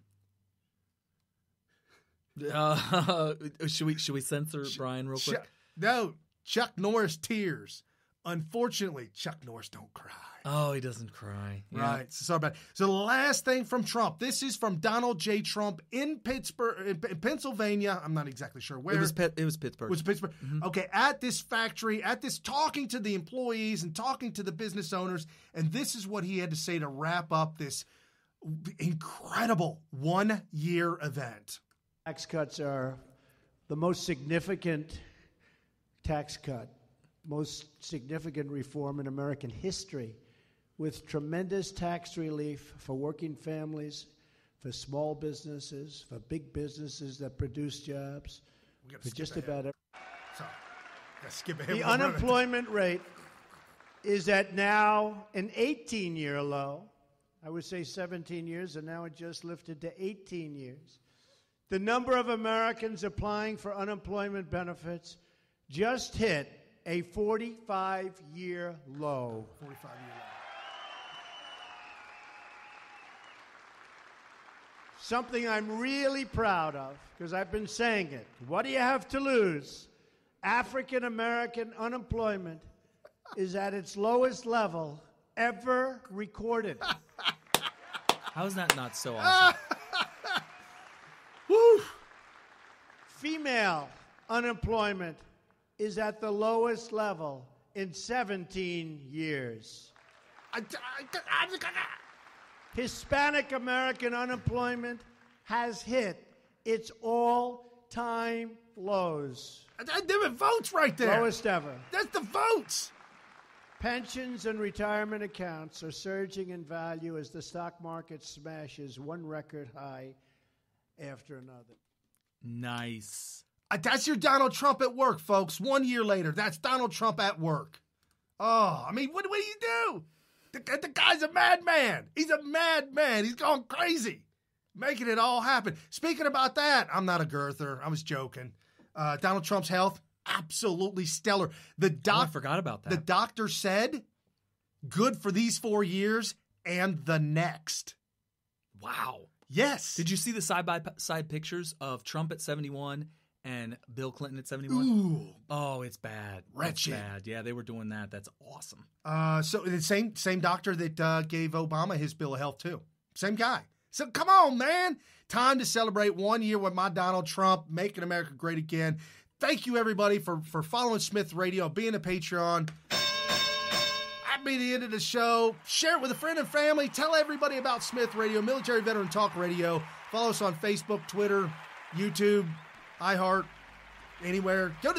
When you're on our website, smithradio.com, don't worry. You can catch all Trump's tweets right there in the middle of the website while you're on the site. And ask me on Twitter how to get in our super secret chat room.